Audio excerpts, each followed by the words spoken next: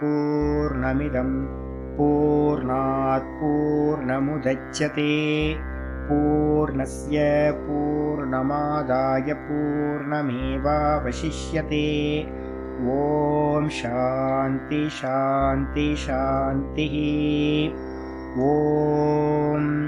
गुरुर्ब्रह्मा गुरुर्विष्णुर्गुरुर्देवो महेश्वरः गुरुसाक्षात् परं ब्रह्म तस्मै श्रीगुरवे नमः। शङ्करं शङ्कराचार्यं केशवं बादरायणं सूत्रभाष्यकृतौ वन्दे भगवन्तौ पुनः पुनः। ईश्वरो गुरुरात्मेति मूर्तिभेदविभागिने व्योमवद्व्याप्तदेहाय दक्षिणामूर्तये नमः। सदाशिवसमारम्भां शङ्कराचार्यमध्यमाम् अस्मदाचार्यपर्यन्तां वन्दे गुरुपरम्पराम्। ॐ यो ब्रह्माणं विदधाति पूर्वं यो वै वेदांश्च प्रहिणोति तस्मै तं हदेवमात्मबुद्धिप्रकाशं मुमुक्षुर्वै शरणमहं प्रपद्ये। ॐ शान्ति शान्ति शान्तिः। ॐ असतो मा सद्गमय तमसो मा ज्योतिर्गमय मृत्योर्मामृतं गमय। ॐ शान्ति शान्ति शान्तिः।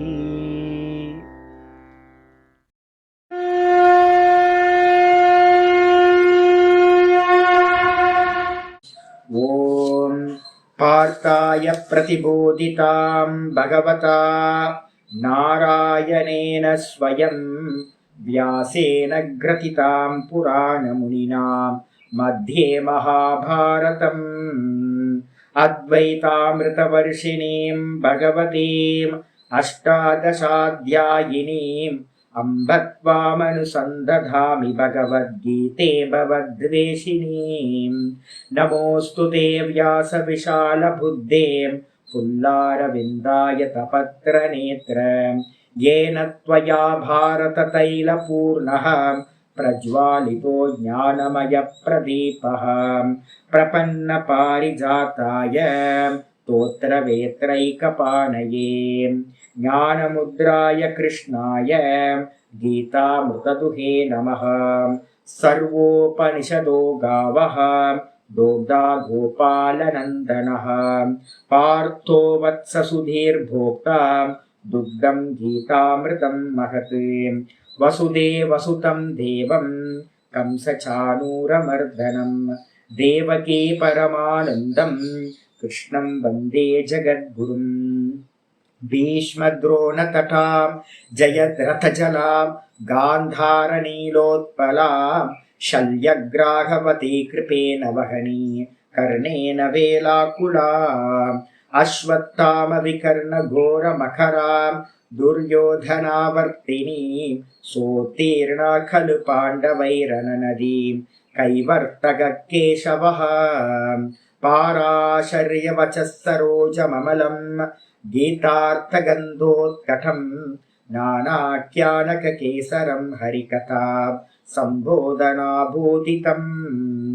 लोके सज्जनषट्पदैरहरः पेपीयमानं मुदा भूयाद्भारतपङ्कजं कलिमलं प्रध्वंसिनः श्रेयसे। मूकं करोति वाचालं पङ्गुं लङ्घयते गिरिं यत्कृपातमहं वन्दे परमानन्दमाधवम्। यं ब्रह्मा वरुणेन्द्ररुद्रमरुतः स्तुन्वन्ति दिव्यैस्तवैः वेदैः साङ्गपदक्रमोपनिषदैः गायन्ति यं सामगाः ध्यानावस्थिततद्गतेन मनसा पश्यन्ति यं योगिनः यस्यान्तं न विदुः सुरासुरगणाः। देवाय तस्मै नमः देवाय तस्मै नमः। ॐ श्रीकृष्णाय परमात्मने नमः। श्रीकृष्ण कृष्ण कृष्ण। ஓம் நாராயண பரோ வியக்தாத் அண்டமவ்யக்த சம்பவம் அண்டஸ்யாந்தஸ்தினி லோகாஹ சப்தத்வீபா ச மேதினி. ஓம். எல்லாருக்கும் நமஸ்காரம். நம்ம பார்த்துக்கிட்டு இருக்கிறது பகவத்கீதையில் 2வது அத்தியாயம் சாங்கிய யோகம் பார்த்துட்ருக்கோம். இதில் நேற்று பார்த்தது முக்கியமான ஸ்லோகம் பார்த்துருக்கோம். 47வது ஸ்லோகம் பார்த்து முடிச்சிருக்கோம். கர்மண்யேவாதிகாரஸ்தே மா பலேஷு கதாச்சர மா கர்ம பலஹேதுர்பூஹு மாதே சங்கோஸ்து அகர்மன். இந்த ஸ்லோகத்தில் முக்கியமானது பகவத்கீதையில் ரொம்ப முக்கியமான ஸ்லோகங்கள்னு ஒரு 50 ஸ்லோகம் எடுத்தோம் அப்படின்னா அதில் முக்கியமான பாட்டு இந்த ஸ்லோகத்துக்கு இருக்கு. ஹே அர்ஜுனா, உனக்கு பார்த்தீங்கன்னா கர்மத்தை செய்வதில் மட்டுமே அதிகாரம் இருக்கிறது. 2 நிஷ்டை தான். ஒன்று கர்ம நிஷ்டை, இன்னொன்று பார்த்தீங்கன்னா ஞான நிஷ்டை. அப்போ கர்மத்தை பண்ணுறதுல புத்தி யாருக்கு இருக்கோ அவங்க பார்த்தீங்கன்னா ஞான நிஷ்டைக்காக கண்ணை மூடி உட்கார முடியாது. அப்போ ரொம்ப கிளியராக புரிஞ்சுக்கணும். நம்மளால் பார்த்தீங்கன்னா 24 மணி நேரம் ரமணர் மாதிரி குகையில் உட்காந்துக்கிட்டு அகமகமகம்ன்ற ஸ்புரணத்தில் இருக்க முடியாது. தெரிஞ்சு போச்சு நம்ம யோக்கியத்தை என்னன்னு நமக்கு நல்லா தெரியும் ஒவ்வொருத்தருக்கும். அப்போ நமக்கு எதுக்கு அதிகாரி அப்படின்னும் போது நம்ம கர்மத்துக்கு அதிகாரி. அதாவது ஆச்சாரியர் சொல்கிறார் என்னன்னு கேட்டிங்கன்னா, ஞான நிஷ்டையில் யாருக்கெல்லாம் யோக்கியதா இல்லையோ அவங்களுக்கெல்லாம் எதில் நிஷ்டை இருக்குது அப்படின்னா கர்ம நிஷ்டை தான். அப்போ அதனால என்ன பண்ணணும்? கர்மன் ஏவாதிகாரஸ்தே, கர்மன் ஏவ அதிகாரகத்தே தேனா உனக்கு. ஏ அர்ஜுனா, உனக்கு கர்மத்தை செய்யறதுல மட்டும்தான் அதிகாரம். நீ வேஷதாரியா சன்னியாசி வேஷம் போட்டு பிச்சை எடுத்து நான் தெரிய போகிறேன், மரத்தடியில் போய் உட்கார்றேன்னு நீ சொன்னா அது உன்னால் முடியாது. பின்னாடி சொல்ல போகிற, நீ வசமில்லாமல் பிரகிருதி உன்னை செய்ய வைக்கும். யாராக இருந்தாலும் அந்த குணம் பார்த்தீங்கன்னா சத்துவகுணம் வராமல் ரஜோகுணத்தில் இருந்துக்கிட்டு பார்த்தீங்க அப்படின்னா கண்டிப்பாக பார்த்தீங்கன்னா ஞான நிஷ்டையில் உட்கார முடியாது. அப்போ ரஜோகுணம் சமம் பண்ணணும். அந்த ரஜோகுணத்தை சத்துவகுணமாக மாற்றணும். மாற்றாமல் நீ பார்த்தீங்கன்னா சன்னியாசம் எடுத்துக்கிட்டு எங்கேயா போய் உட்கார்ந்தேன்னா அங்கேயும் போய் விவகாரம் தான் பண்ணிக்கிட்டு இருப்பேன். அதனால உனக்கு எதில் அதிகாரம் அப்படின்னு கேட்டால் கர்மத்தை செய்வதில் மட்டுமே உனக்கு அதிகாரம். அது மட்டும் இல்லை, 2வது சொல்கிறார் மா பலேசு கதாச்சன அதிகாரக. உனக்கு பார்த்தீங்கன்னா அதிகாரம் பல விஷயத்தில் பலனில் அதிகாரம் இல்லவே இல்லை. மா பலேஷு கதாச்சன, ஒரு பொழுதும் எந்த அவஸ்தையிலையும் உனக்கு கர்மத்தில் பலனில் பார்த்தீங்கன்னா அதிகாரம் இல்லை. சாய்ஸ் இல்லை. அதிகாரம்ன்றதுக்கு அர்த்தம் சாய்ஸ். நான் நேற்றே சொல்லியிருக்கேன், கர்மத்தில் பார்த்தீங்கன்னா கர்த்தா சுதந்திரக ஒரு வியாக்கரண சூத்திரம் சொல்லுது. கிராமர், சம்ஸ்கிருத கிராமர் சொல்லுது என்னன்னு கேட்டால் கர்த்தா சுதந்திரம். கர்த்தா பார்த்தீங்கன்னா டூயர் பார்த்தீங்கன்னா அப்படின்னா எப்பவுமே சுதந்திரம். கர்த்தும் அகர்த்தும் அந்யதா கர்த்தும் வா சக்தியா. ஒரு கர்த்தா பார்த்தீங்கன்னா செய்யலாம், ஒரு கர்மத்தை செய்யலாம். ஒரு கர்மத்தை பார்த்தீங்கன்னா செய்யாமல் இருக்கலாம். ஒரு கர்மத்தை வேற ஒன்றா மாற்றி பண்ணலாம். இந்த உலகத்தில் இருக்கிற எல்லா மனிதர்களுக்கும் இந்த 3 சாய்ஸ் பார்த்தீங்கன்னா சொல்லப்பட்டிருக்கு கர்மத்தில். அதே நேரத்தில் பலன் எப்படி கிடைக்கும் அப்படின்னு யாராவது தீர்மானிக்க முடியுமா அப்படின்னு கேட்டிங்கன்னா, இந்த உலகத்தில் எந்த கொம்பனும் நான் இந்த கர்மா பண்ணுறேன் இதுக்கான பலன் இதுதான் கிடைக்கும் அப்படின்னு டிசைட் பண்ணவே முடியாது. ஏன் அப்படின்னா எல்லாத்தோட கர்ம பலன்களும் ஏற்கனவே ஆல்ரெடி ஃபிக்ஸ்டு ஆயிருக்கு. அப்போ இந்த ஜென்மம் ஆரம்பிக்கிறதுக்கு முன்னாடியே பிராரப்தம்னு சொல்லக்கூடிய கர்ம பலன்கள் தான் நம்ம எங்கே பிறக்கணும் எங்கே இறக்கணும், இதுக்கு நடுவில் நம்ம சுகதுக்கங்களை அனுபவிக்கிறதெல்லாம் எதெல்லாம் அனுபவிக்கணும், அதுக்கு நிமித்தங்கள் என்ன, இது எல்லாத்தையும் தீர்மானிக்கிறது பிராரப்த கர்மா. ஆல்ரெடி அது ஃபிக்ஸ் ஆயிடுச்சு. அப்போ அதில் நம்ம மாற்றி அமைக்க முடியுமா அப்படின்னு கேட்டிங்கன்னா மாற்றி அமைக்க முடியாது. நமக்கு சாய்ஸ் இல்லவே இல்லை. அப்போ இப்போ நம்ம பண்ணுற கர்மா எல்லாமே எவ்வளோ பெஸ்ட்டாக பண்ண முடியுமா பண்ணலாம். இது எல்லாமே ஆகாமி கர்மம், அது ஃபியூச்சரில் போய் பலன் கொடுக்கும்.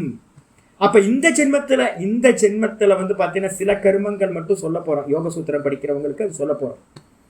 அப்போ இந்த ஜென்மத்தில் பண்ணுற கர்மாக்கள் எல்லாமே ஃபியூச்சருக்கு போகுது. அப்போ நம்ம பலன் இது இப்போ பண்ணுற கர்மாவோட பலன் இது இல்லை. இப்போ நம்ம அனுபவிச்சுக்கிட்டு இருக்கிறதெல்லாம் இப்போ நம்ம பண்ணுற கர்மாவோட பலன் இல்லை. மனசில் நல்லா தெளிவாக புரிஞ்சுக்கணும். டே டு லைஃப்ல நான் என்னெல்லாம் கர்மம் பண்றேனோ அது எல்லாமே இப்ப அனுபவிக்கிறது எல்லாமே முந்தின ஜென்மங்கள்ல செய்யப்பட்ட கர்மங்களோட பலன். அப்ப அதனால நமக்கு யாருக்குமே வந்து பாத்தீங்கன்னா பல விஷயத்துல வந்து பாத்தீங்கன்னா நமக்கு சாய்ஸ் இல்லை. நம்ம விரும்பினது எதுவுமே கிடைக்காது. பகவானோட அந்த ப்ளூ பிரிண்ட்ல என்ன இருக்கோ அந்த ப்ளூ பிரிண்ட்ல இருக்கிற மாதிரி தான் இங்க ப்ரோக்ராம் செட் பண்ணப்பட்டிருக்கு. இந்த மாஸ்டர் கம்ப்யூட்டர் என்ன பண்ணும்? தேச கால நிமித்தம் 3 நிமித்தம் சொல்றோம். எந்த தேசத்துல எந்த காலத்துல எந்த நிமித்தத்தை வச்சு ஒரு பலன் கிடைக்கணும் அப்படின்றது ஏற்கனவே தீர்மானிக்கப்பட்டது. அந்த மாஸ்டர் கம்ப்யூட்டர் என்ன பண்ணிட்டு இருக்கோம்? கரெக்டா மயிரலையும் பெசகாம உங்களுக்கு பலனை கொடுத்துக்கிட்டே இருக்கும். அதனால வந்து பாத்தீங்கன்னா நமக்கு சாய்ஸ் இல்லவே இல்லை. அது விதின்னு பேரு. தெய்வம் அக்கர பஞ்சமம். தெய்வம் தான் வந்து பாத்தீங்கன்னா 5வது காரணியா இருக்கு. நீங்க என்ன வேணாலும் ஹெல்த்தை வச்சுக்கிட்டு இந்த சென்ஸ் ஆர்கன்ஸை வச்சு உங்க புத்தியை வச்சுக்கிட்டு கர்த்தான்ற எண்ணத்தோட இந்த உலகத்துல எல்லா கர்மத்தையும் நீங்க பண்ணலாம். எவ்வளவு பெஸ்டா வேணாலும் பண்ணலாம். ஆனா தெய்வம் அக்கர பஞ்சமம். அந்த காரிய சித்தி ஆகிறதுக்கு பின்னாடி யார் இருக்கானா? தெய்வம் இருக்கு. தெய்வம்ன்றது என்னது அப்படின்னா கர்ம பல தாத்தா, கர்ம பலனை கொடுப்பவர் அந்த ஈஸ்வரன். அப்ப அதனால வந்து பாத்தீங்கன்னா நமக்கு யாருக்குமே இந்த உலகத்துல பிறந்த எந்த ஜீவராசிக்கும் கர்ம பலன் விஷயத்துல சாய்ஸ் இல்லவே இல்லை. ஆனா ஃப்ரீவில் இருக்கு. என்ன ஃப்ரீவில் அப்படின்னு கேட்டீங்கன்னா செய்யலாம், செய்யாம இருக்கலாம், வேற ஒன்ன மாத்தி பண்ணலாம். எல்லா விஷயத்திலையும் இந்த 3 சாய்ஸ் நமக்கு இருக்கு. அதுக்கு மட்டும் இல்ல, கர்ம பலன்ல ஆசை வைக்காதுன்னு 3வது கண்டிஷன் சொல்றாரு, கமெண்ட் பண்றாரு. மா கர்ம பல ஹேத்துர் பூஹு. கர்ம பலனுக்கு வந்து பாத்தீங்கன்னா அடைவதற்கு என்ன வேணும்? நான் ஒரு கர்மா பண்றேன், அந்த கர்ம பண்ணிட்டு அதோட பலனை அனுபவிக்கணும்னா என்ன வேணும் அப்படின்னு கேட்டீங்கன்னா சரீரம் வேணும், ஜென்மம் வேணும். அப்ப எதை ஆசைப்பட்டாலும் நமக்கு என்ன வேணும்னா அதை அனுபவிக்கிறதுக்கு ஜென்மத்தை எடுத்துக்கிட்டே இருக்கணும். அதனால அர்ஜுனா நீ என்ன பண்ண அப்படின்னா கர்ம பலனை அடைவதற்கான காரணமா ஆகிடாத, கர்ம பலனை பிராப்தி பண்றதுக்கான ஹேத்துவா ஜென்மத்தை எடுக்கிறதா நீ ஆகிவிடாத அப்படின்னு வந்து பாத்தீங்கன்னா அடுத்தது சொல்ற. அப்ப கர்மத்தை பண்ணணும்ன்ற கர்ம பலன் ஆசையும் வைக்காத அப்படின்ற சாய்ஸ் இல்லைன்ற. அப்ப நான் கர்மத்தை பண்ணாம இருக்கலாமே கிருஷ்ணா அப்படின்னு அர்ஜுனனுக்கு ஒரு வேளை வந்து நான் கர்மத்தையே பண்ண போறதில்ல அப்படின்னு ஒரு வேளை தோணலாம். அப்ப ஆச்சாரியர் சொல்றாரு, மாத்தே சங்கோஸ்து அகர்மணி. உனக்கு கர்மம் செய்யாமல் இருப்பதில் சங்கம் உண்டாக வேண்டாம், பற்றுதல் உண்டாக வேண்டாம். அப்ப என்ன அர்த்தம்? கர்மத்தை பண்ணிக்கிட்டே ஆனா என்ன பண்ணு, பலன்ல ஆசை வைக்காது. கர்மத்தை பண்ணிக்கிட்டே இரு. பலன்ல ஆசை வச்சா என்ன கிடைக்கும்? பலன்ல ஆசை வச்சா ஜென்மம் கிடைச்சிக்கிட்டே போயிட்டே இருக்கும். பிறக்கணும் இறக்கணும். இது மாதிரிதான் கோடிக்கணக்கான ஜென்மங்கள் வந்து பார்த்தீங்கன்னா நம்மளும் கிருஷ்ணர் பக்கத்துலேயே இருந்திருப்போம். இந்த யுத்த பூமியில நீங்களும் நானும். அதனால தான் இப்போ பகவத்கீதை கேட்கறதுக்கு கொஞ்சோண்டு வாய்ப்பு பகவான் கொடுத்துருக்காரு, சான்ஸ் கொடுத்துருக்காரு. நம்மளும் யுத்த வீரர்களா உட்கார்ந்துருப்பாங்கல்லாம் கிருஷ்ணரை பார்த்துக்கிட்டு இந்த உபதேசம்லாம் எங்கேயாவது காதுல விழுந்திருக்கோம் நமக்கு. ஆனா புத்தி வரல, நமக்கு இது வரைக்கும் புத்தி வரல. இப்பவாவது கொஞ்சம் வந்து பார்த்தீங்கன்னா ஐயோ பிறக்கக்கூடாது அப்படின்னு யார் நினைக்கிறாங்களோ அவங்க என்ன பண்ணணும் அப்படின்னு கேட்டீங்கன்னா பலன் மேல ஆசை வைக்காதீர்கள். கர்மத்தை மட்டுமே பண்ணுங்க, பலன் மேல ஆசை வைக்காதீங்க, சும்மா இருக்காதீங்க. முக்கியமான கண்டிஷன், ஒன்று தனக்கான கர்மத்தை பண்ணுங்க, இல்லைன்னா இந்த ஜெகத்துக்கு வந்து பார்த்தீங்கன்னா விராட் உபாசனையா இந்த ஜெகத்துக்கு ஹிதம் பண்ற மாதிரி கர்மத்தை பண்ணிட்டுருங்க. சும்மா உட்கார்ந்தீங்க அப்படின்னா அது உங்களுக்கும் பிரயோஜனம் இல்லை, இந்த உலகத்துக்கும் பிரயோஜனம் இல்லை. பலன் மேல ஆசை வைக்காம கர்மத்தை பண்ணுங்க, இது மட்டும்தான் சொல்யூஷன் அப்படின்னு சொல்லியாச்சு. இதுக்கப்புறம் ஆச்சாரியர் என்ன பண்றார்? 48வது ஸ்லோகம். இதெல்லாம் 47 48 வரிசையா ஒரே கனெக்ட் ஆயிட்டு இருக்கு. எதி கர்மபல பிரயுக்தேன ஆச்சாரியர் வந்து பார்த்தீங்கன்னா ஒரு அவதாரிக்கா சொல்றார். 48க்கு மேல ஒரு சின்ன லைன். எதி ஒருவேளை ஒரு கால் கர்மபல பிரயுக்தேன கர்மபலத்தினால வந்து பார்த்தீங்கன்னா ஏவப்பட்டவனா ந கர்த்தவியம் கர்மத்தை செய்யக்கூடாது எனில். அப்ப கர்ம நம்ம எல்லாருமே வந்து பார்த்தீங்கன்னா பர்பஸை உத்தேசம் பண்ணி தானே கர்மத்துக்குள்ளார இறங்குறோம். முதல்ல வந்து பார்த்தீங்கன்னா பலன் தீர்மானிக்கப்பட்டிருக்கு, எனக்கு என்ன வேணும்னு தீர்மானிக்கப்பட்ட பிறகுதான் நம்ம வந்து பார்த்தீங்கன்னா கர்மத்திலேயே பிரவருத்தி பண்றோம். ஒருவேளை வந்து பார்த்தீங்கன்னா கர்ம பலத்தினால ஏவப்பட்டு கர்மம் பண்ணவில்லை என்றால் கர்மம் கதம் தருகி கர்த்தவியம். அப்ப அந்த கர்மத்தை எப்படி பண்றது? நான் வந்து பார்த்தீங்கன்னா ஆசை இல்லை, ஆசையினால ஏவப்பட்டு தான் எல்லா கர்மத்தையும் நம்ம பண்ணிக்கிட்டு இருக்கோம். ஒருவேளை ஆசை இல்லாமல் ஆசையினால் ஏவப்படாமல் ஒரு கர்மத்தை பண்ணணும் அப்படின்னா அதை அந்த கர்மத்தை எந்த விதமா நம்ம பண்ணணும் அப்படின்னு யாராவது கேட்டா இது உச்சியதே. இந்த காரியத்தை ஆச்சாரியா சொல்றார். கர்ம பலன்ல ஆசை இல்லாமல் கர்மத்தை எப்படி செய்யறது அப்படின்னு கேட்கும்போது 48வது ஸ்லோகம் ஆரம்பிக்கிறது. ரொம்ப அற்புதமான ஸ்லோகம், முக்கியமானது. யோகஸ்த குரு கர்மாணி சங்கம் த்யக்த்வா தனஞ்சய. யோகஸ்த குரு கர்மாணி சங்கம் த்யக்த்வா தனஞ்சய. சித்திய சித்தியோ சமோ பூத்வா சித்திய சித்தியோ சமோ பூத்வா சமத்வம் யோக உச்யதே. சமத்வம் யோக உச்யதே.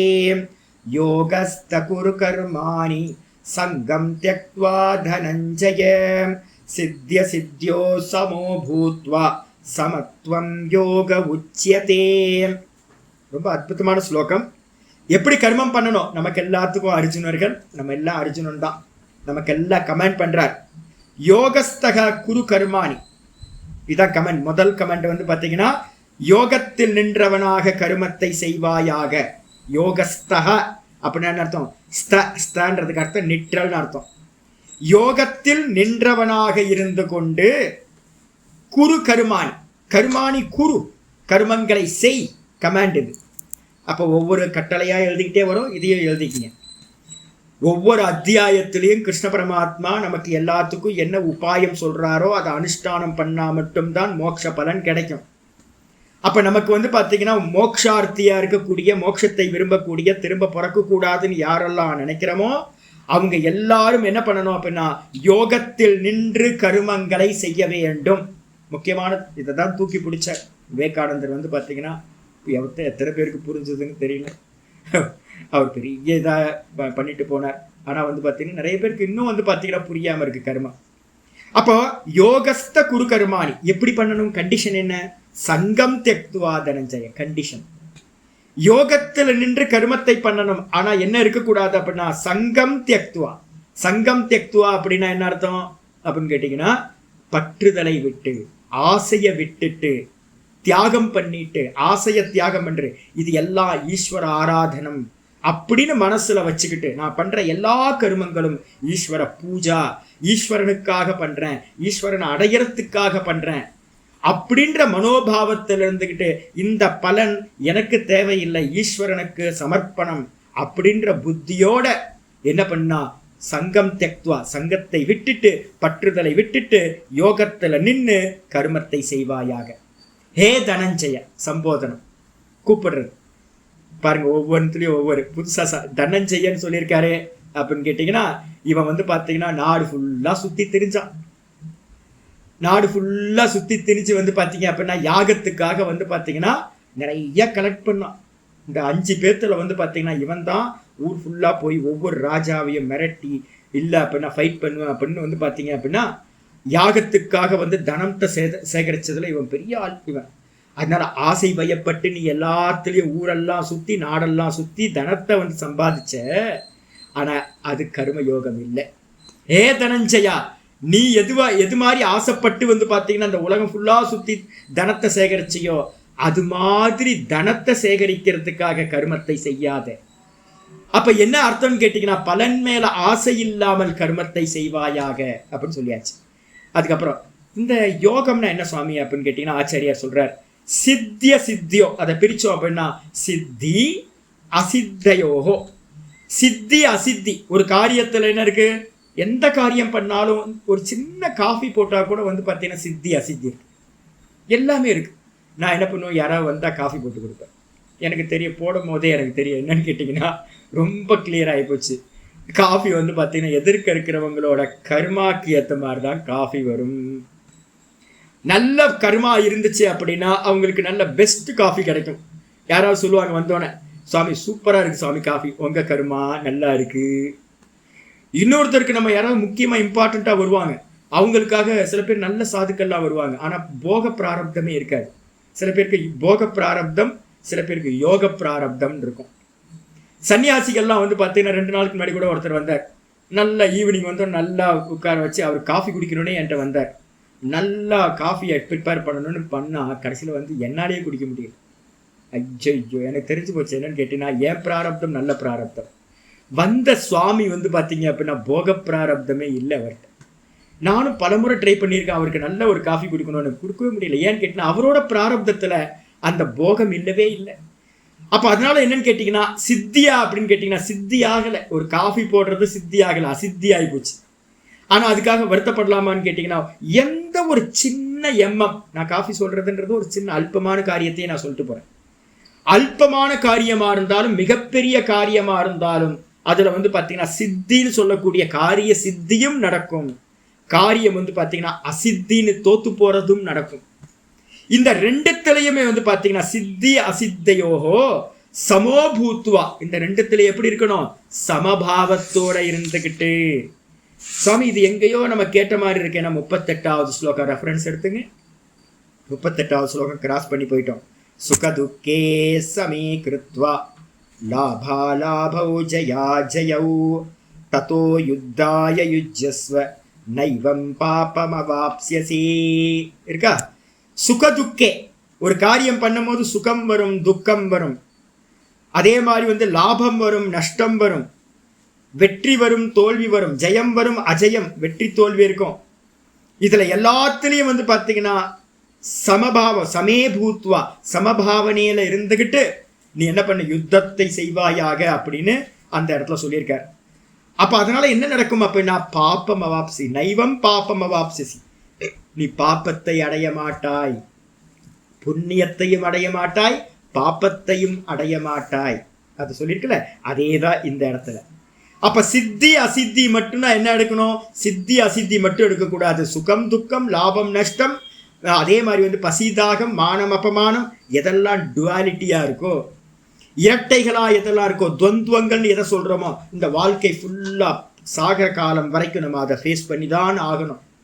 அப்ப ஃபேஸ் பண்றதுக்கு எல்லாத்துக்கும் அந்த சுகதுக்கத்துக்கு ஏற்ற மாதிரி நம்ம மைண்ட் வந்து பார்த்தீங்கன்னா சஞ்சலிச்சுக்கிட்டே இருந்துச்சுன்னா சமத்தன்மையை அடையவே முடியாது. அப்ப என்ன பண்ணணும் அப்படின்னு கேட்டீங்கன்னா வெளியில என்ன நடந்தாலும் என்னுடைய மனசை டியூன் பண்றதுக்கு எனக்கு தெரியணும். இந்த மனசை வந்து பார்த்தீங்கன்னா இப்படிதான் நடக்கும், என்னுடைய கர்மத்தில் என்ன இருக்கோ அதுதான் நடக்குது அப்படின்னு நல்ல மனசுக்குள்ளார ஃபிக்ஸ் பண்ணிக்கிட்டு பகவான் கொடுக்கிறார் இந்த கர்ம பலன் எல்லாம் பிரசாதம். சுகமா இருக்கட்டும் துக்கமா இருக்கட்டும், லாபமா இருக்கட்டும் நஷ்டமா இருக்கட்டும், வெற்றியா இருக்கட்டும் தோல்வியா இருக்கட்டும், மானமா இருக்கட்டும் அபமானமா இருக்கட்டும், எல்லாம் வந்து பார்த்தீங்கன்னா கர்ம பலன் பிரசாதம் அப்படின்னு மனசை வந்து பார்த்தீங்கன்னா சமபாவத்தில் வச்சுக்கிட்டு என்ன பண்ணணும்னு கேட்டீங்கன்னா கர்மத்தை வந்து பார்த்தீங்கன்னா கர்மாணி குரு, கர்மங்களை செய்வாயாக அப்படின்னு கட்டளை. அதுக்கப்புறம் முக்கியமானது யோகம்னா என்ன டெஃபினிஷன் சுவாமி அப்படின்னு கேட்டீங்கன்னா ஆச்சாரியர் சொல்றாரு சமத்துவம் யோக உச்சியதே. சமத்துவத்துக்கு பேர் தான், மனசோட சமநிலைக்கு பேர் தான் யோகம் என்று சொல்லப்படுகிறது. மனசுல நல்லா பதிச்சுக்கணும். நம்ம வந்து யோக சூத்திரம் படிச்சுக்கிட்டு இருக்கோம். இப்போ நிறைய பேர் யோக சூத்திரத்தில் கிளாஸ் அட்டன் பண்றீங்க. யோக சமாதி, அங்க நம்ம சொல்லியிருக்கிறது என்னது, யோகம் என்றால் சமாதி அப்படின்னு யோக சூத்திரத்துல பார்த்தோம். அஷ்டாங்க யோகத்தை பண்ணி நீங்க வந்து பார்த்தீங்கன்னா எதை அடைகிறீங்களோ அதே சமத்தன்மையை வந்து பார்த்தீங்கன்னா ஒருத்தர் தன்னுடைய கருமத்தை பண்ணிக்கிட்டு இருக்கும் போதே அடைய முடியும். நான் சில சமயம் வந்து பார்த்தீங்கன்னா தோட்ட வேலை கிளீனிங் வேலை எல்லாம் பண்ணுவேன். அந்த கிளீனிங்லாம் பண்ணும்போது ஏதாவது லாபம் இருக்கா அப்படின்னு கேட்டிங்கன்னா யாரும் நம்மளை வந்து ஸ்துதி பண்ண போகிறதில்ல, வெளியிலேருந்து யாரும் சேலரி கொடுக்க போகிறதில்ல நமக்கு. அப்போ என்ன இருக்குன்னு கேட்டிங்கன்னா எந்த ஒரு எதிர்பார்ப்பும் இல்லை, எக்ஸ்பெக்டேஷன் இல்லாமல் நம்ம வந்து பார்த்தீங்கன்னா கிளீனிங் ஒர்க்கு தோட்ட ஒர்க்கெல்லாம் பண்ணி முடிச்சோன்னா ஒரு 1.5 மணி நேரம் 2 மணி நேரம் பண்ணுறோம் அப்படின்னு சொல்லி அப்போ பண்ணி முடிக்கும் போது ஒரு ஆனந்தம் வரும் பாருங்க, ஆத்ம திருப்தி வரும். எந்தெந்த கருமத்திலெல்லாம் நீங்கள் வந்து பார்த்தீங்கன்னா பற்றுதலை விட்டுட்டு எந்த லாபத்தோட எக்ஸ்பெக்டேஷனும் இல்லாமல் நம்ம கருமத்தை பண்ணுறோமோ அந்த கருமங்கள் எல்லாம் முடியும் போதே நமக்கு என்ன கொடுக்கும் அப்படின்னா நம்ம சுகத்தை கொடுக்கும், சமத்தன்மையை கொடுக்கும். அப்ப சமத்துவம் யோக உச்சியதே. அஷ்டாங்க யோகத்துல என்ன அடைகிறோமோ அதே பிரயோஜனம் வந்து பார்த்தீங்க அப்படின்னா கர்ம யோகத்திலையும் சித்தித்து விடும். அப்ப யோகம் என்றால் சமத்துவம் தான் யோகம். இதை மனசுல நல்லா ஹைலைட் பண்ணிக்கணும். கீதா படிக்கிறவங்க எல்லாத்துக்கும் இந்த மனசுல கரெக்டா இருக்கணும். சமத்துவம் யோக உச்சியதே சொல்லியாச்சு. பாஷத்துக்கு வந்துருக்கு. யோகஸ்தஹ சன் யோகத்தில் நின்றவனாக இருந்து கொண்டு, சன் அப்படின்னா நின்று கொண்டு, இருந்து கொண்டு, பிரசன்ட் கண்டினியூஸ். யோகத்தில் நின்றவனாக இருந்து கொண்டு குரு கருமானி, கருமங்களை செய்வாயாக.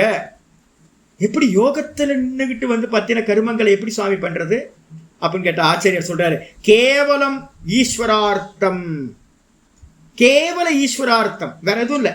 ஈஸ்வரன் பிரீத்தியாகணும், வேற ஒன்றும் இல்லைங்க இந்த லைஃப்ல. எதை அடைஞ்சாலும் துக்க ஸ்வரூபம். அதனால மனசுல புரிஞ்சுக்கணும், இந்த உலகத்துல சாஸ்வதமானவர் ஈஸ்வரன் மாத்திரம்தான் சாஸ்வதமானவர். அப்ப ஈஸ்வரனை பிரீத்தி பண்றதுனால மட்டும்தான் இந்த உலகத்துல வந்து பார்த்தீங்கன்னா நமக்கு சாந்தியானது கிடைக்கும், மோட்சம் கிடைக்கும். அதனால நான் பண்ற கருமத்தை எல்லாத்தையும் என்ன பண்ணணும், ஈஸ்வரார்த்தம் அப்படின்னா ஈஸ்வரன் பிரீத்தியாகட்டும், ஈஸ்வரனுக்காக நான் இந்த கருமத்தை பண்றேன் அப்படின்ற எண்ணத்தோட குரு கருமான் கருமத்தை பண்ணு. அது மட்டும் இல்ல, என்ன பண்றாரு நல்லா தெரிஞ்சுங்க. ஒரு கர்மா பண்ணீங்கன்னா பலன் கிடைக்குமா, கிடைக்காது. எந்த கர்மா பண்ணாலும் அந்த கர்மத்துக்கு ஏற்ற மாதிரி பலன் கிடைக்கதானே போகுது. அப்போ நம்ம என்ன பண்ண போறோம், கர்மா பண்ணுனா பலன் கண்டிப்பா கிடைக்கும். ஆனா அந்த பலன்ல உத்தேசம் இருக்கக்கூடாது, அதை டிசைட் பண்ணக்கூடாது. நமக்கு எனக்கு இது வேணும் அது வேணும் அப்படின்னு டிசைட் பண்ணாம என்ன பண்ணணும்னு கேட்டீங்கன்னா அது போக்குல போகட்டும். எனக்கு வந்து பார்த்தீங்கன்னா பகவானோட கர்மத்தை பூஜையா பண்ண போறேன். ஒவ்வொரு கர்மமும் வந்து பார்த்தீங்கன்னா பூஜையா பண்ண போறேன். ஆனா அது எப்படி வரும்னு தெரியாது. அதோட ரிசல்ட் வந்து பார்த்தீங்கன்னா பிளஸ்ஸாகவும் இருக்கலாம், மைனஸாகவும் இருக்கலாம், வெற்றியாகவும் இருக்கலாம், தோல்வியாகவும் இருக்கலாம். எனக்கு அதை பத்தி கொஞ்சம் கூட அக்கறை இல்லை. நான் ஈஸ்வரனுக்காக இந்த கர்மத்தை செய்கிறேன் அப்படின்னு மட்டும்தான் கர்மத்தை பண்ணணும். ரொம்ப அற்புதமான ஒரு வார்த்தையை இதில் வந்து சங்கரர் சொல்றார். தத்ர அபி, அதுலயும் கூட ஈஸ்வரோ மே துஷ்யது இதி சங்கம் தியக்துவா தனஞ்சய. தனஞ்சய என்ன பண்ண அப்படின்னு கேட்டா, ஈஸ்வரன் என் மீது பிரீத்தியாகட்டும். நம்ம என்ன பண்றோம், ஈஸ்வர பிரீத்தியர்த்தம், ஈஸ்வர பிரீத்தியர்த்தம் தான் சங்கல்பம் பண்ணிட்டு பண்றோம். ஈஸ்வரன் மகிழ்ச்சி அடையட்டும், சந்தோஷம் அடையட்டும், நான் இந்த பண்ற கருமத்துல பகவான் வந்து சந்தோஷமாகட்டும் அப்படின்னு. அப்படி பண்ணும்போது கூட வந்து பார்த்தீங்கன்னா நான் இப்போ அது மாதிரி தான் பண்றேன். நிறைய இடத்துல வந்து பார்த்தீங்கன்னா பண்ணும்போதெல்லாம் பகவான் இந்த கர்மத்தை நான் பண்ணும்போது ரொம்ப சந்தோஷப்படுவார். பார்த்துட்டு இருக்காரு, உள்ளேயே பார்த்துட்டு இருக்காரு. எல்லாத்தோட ஜீவராசிக்கு உள்ளாரையும் அவர் இருக்கார்.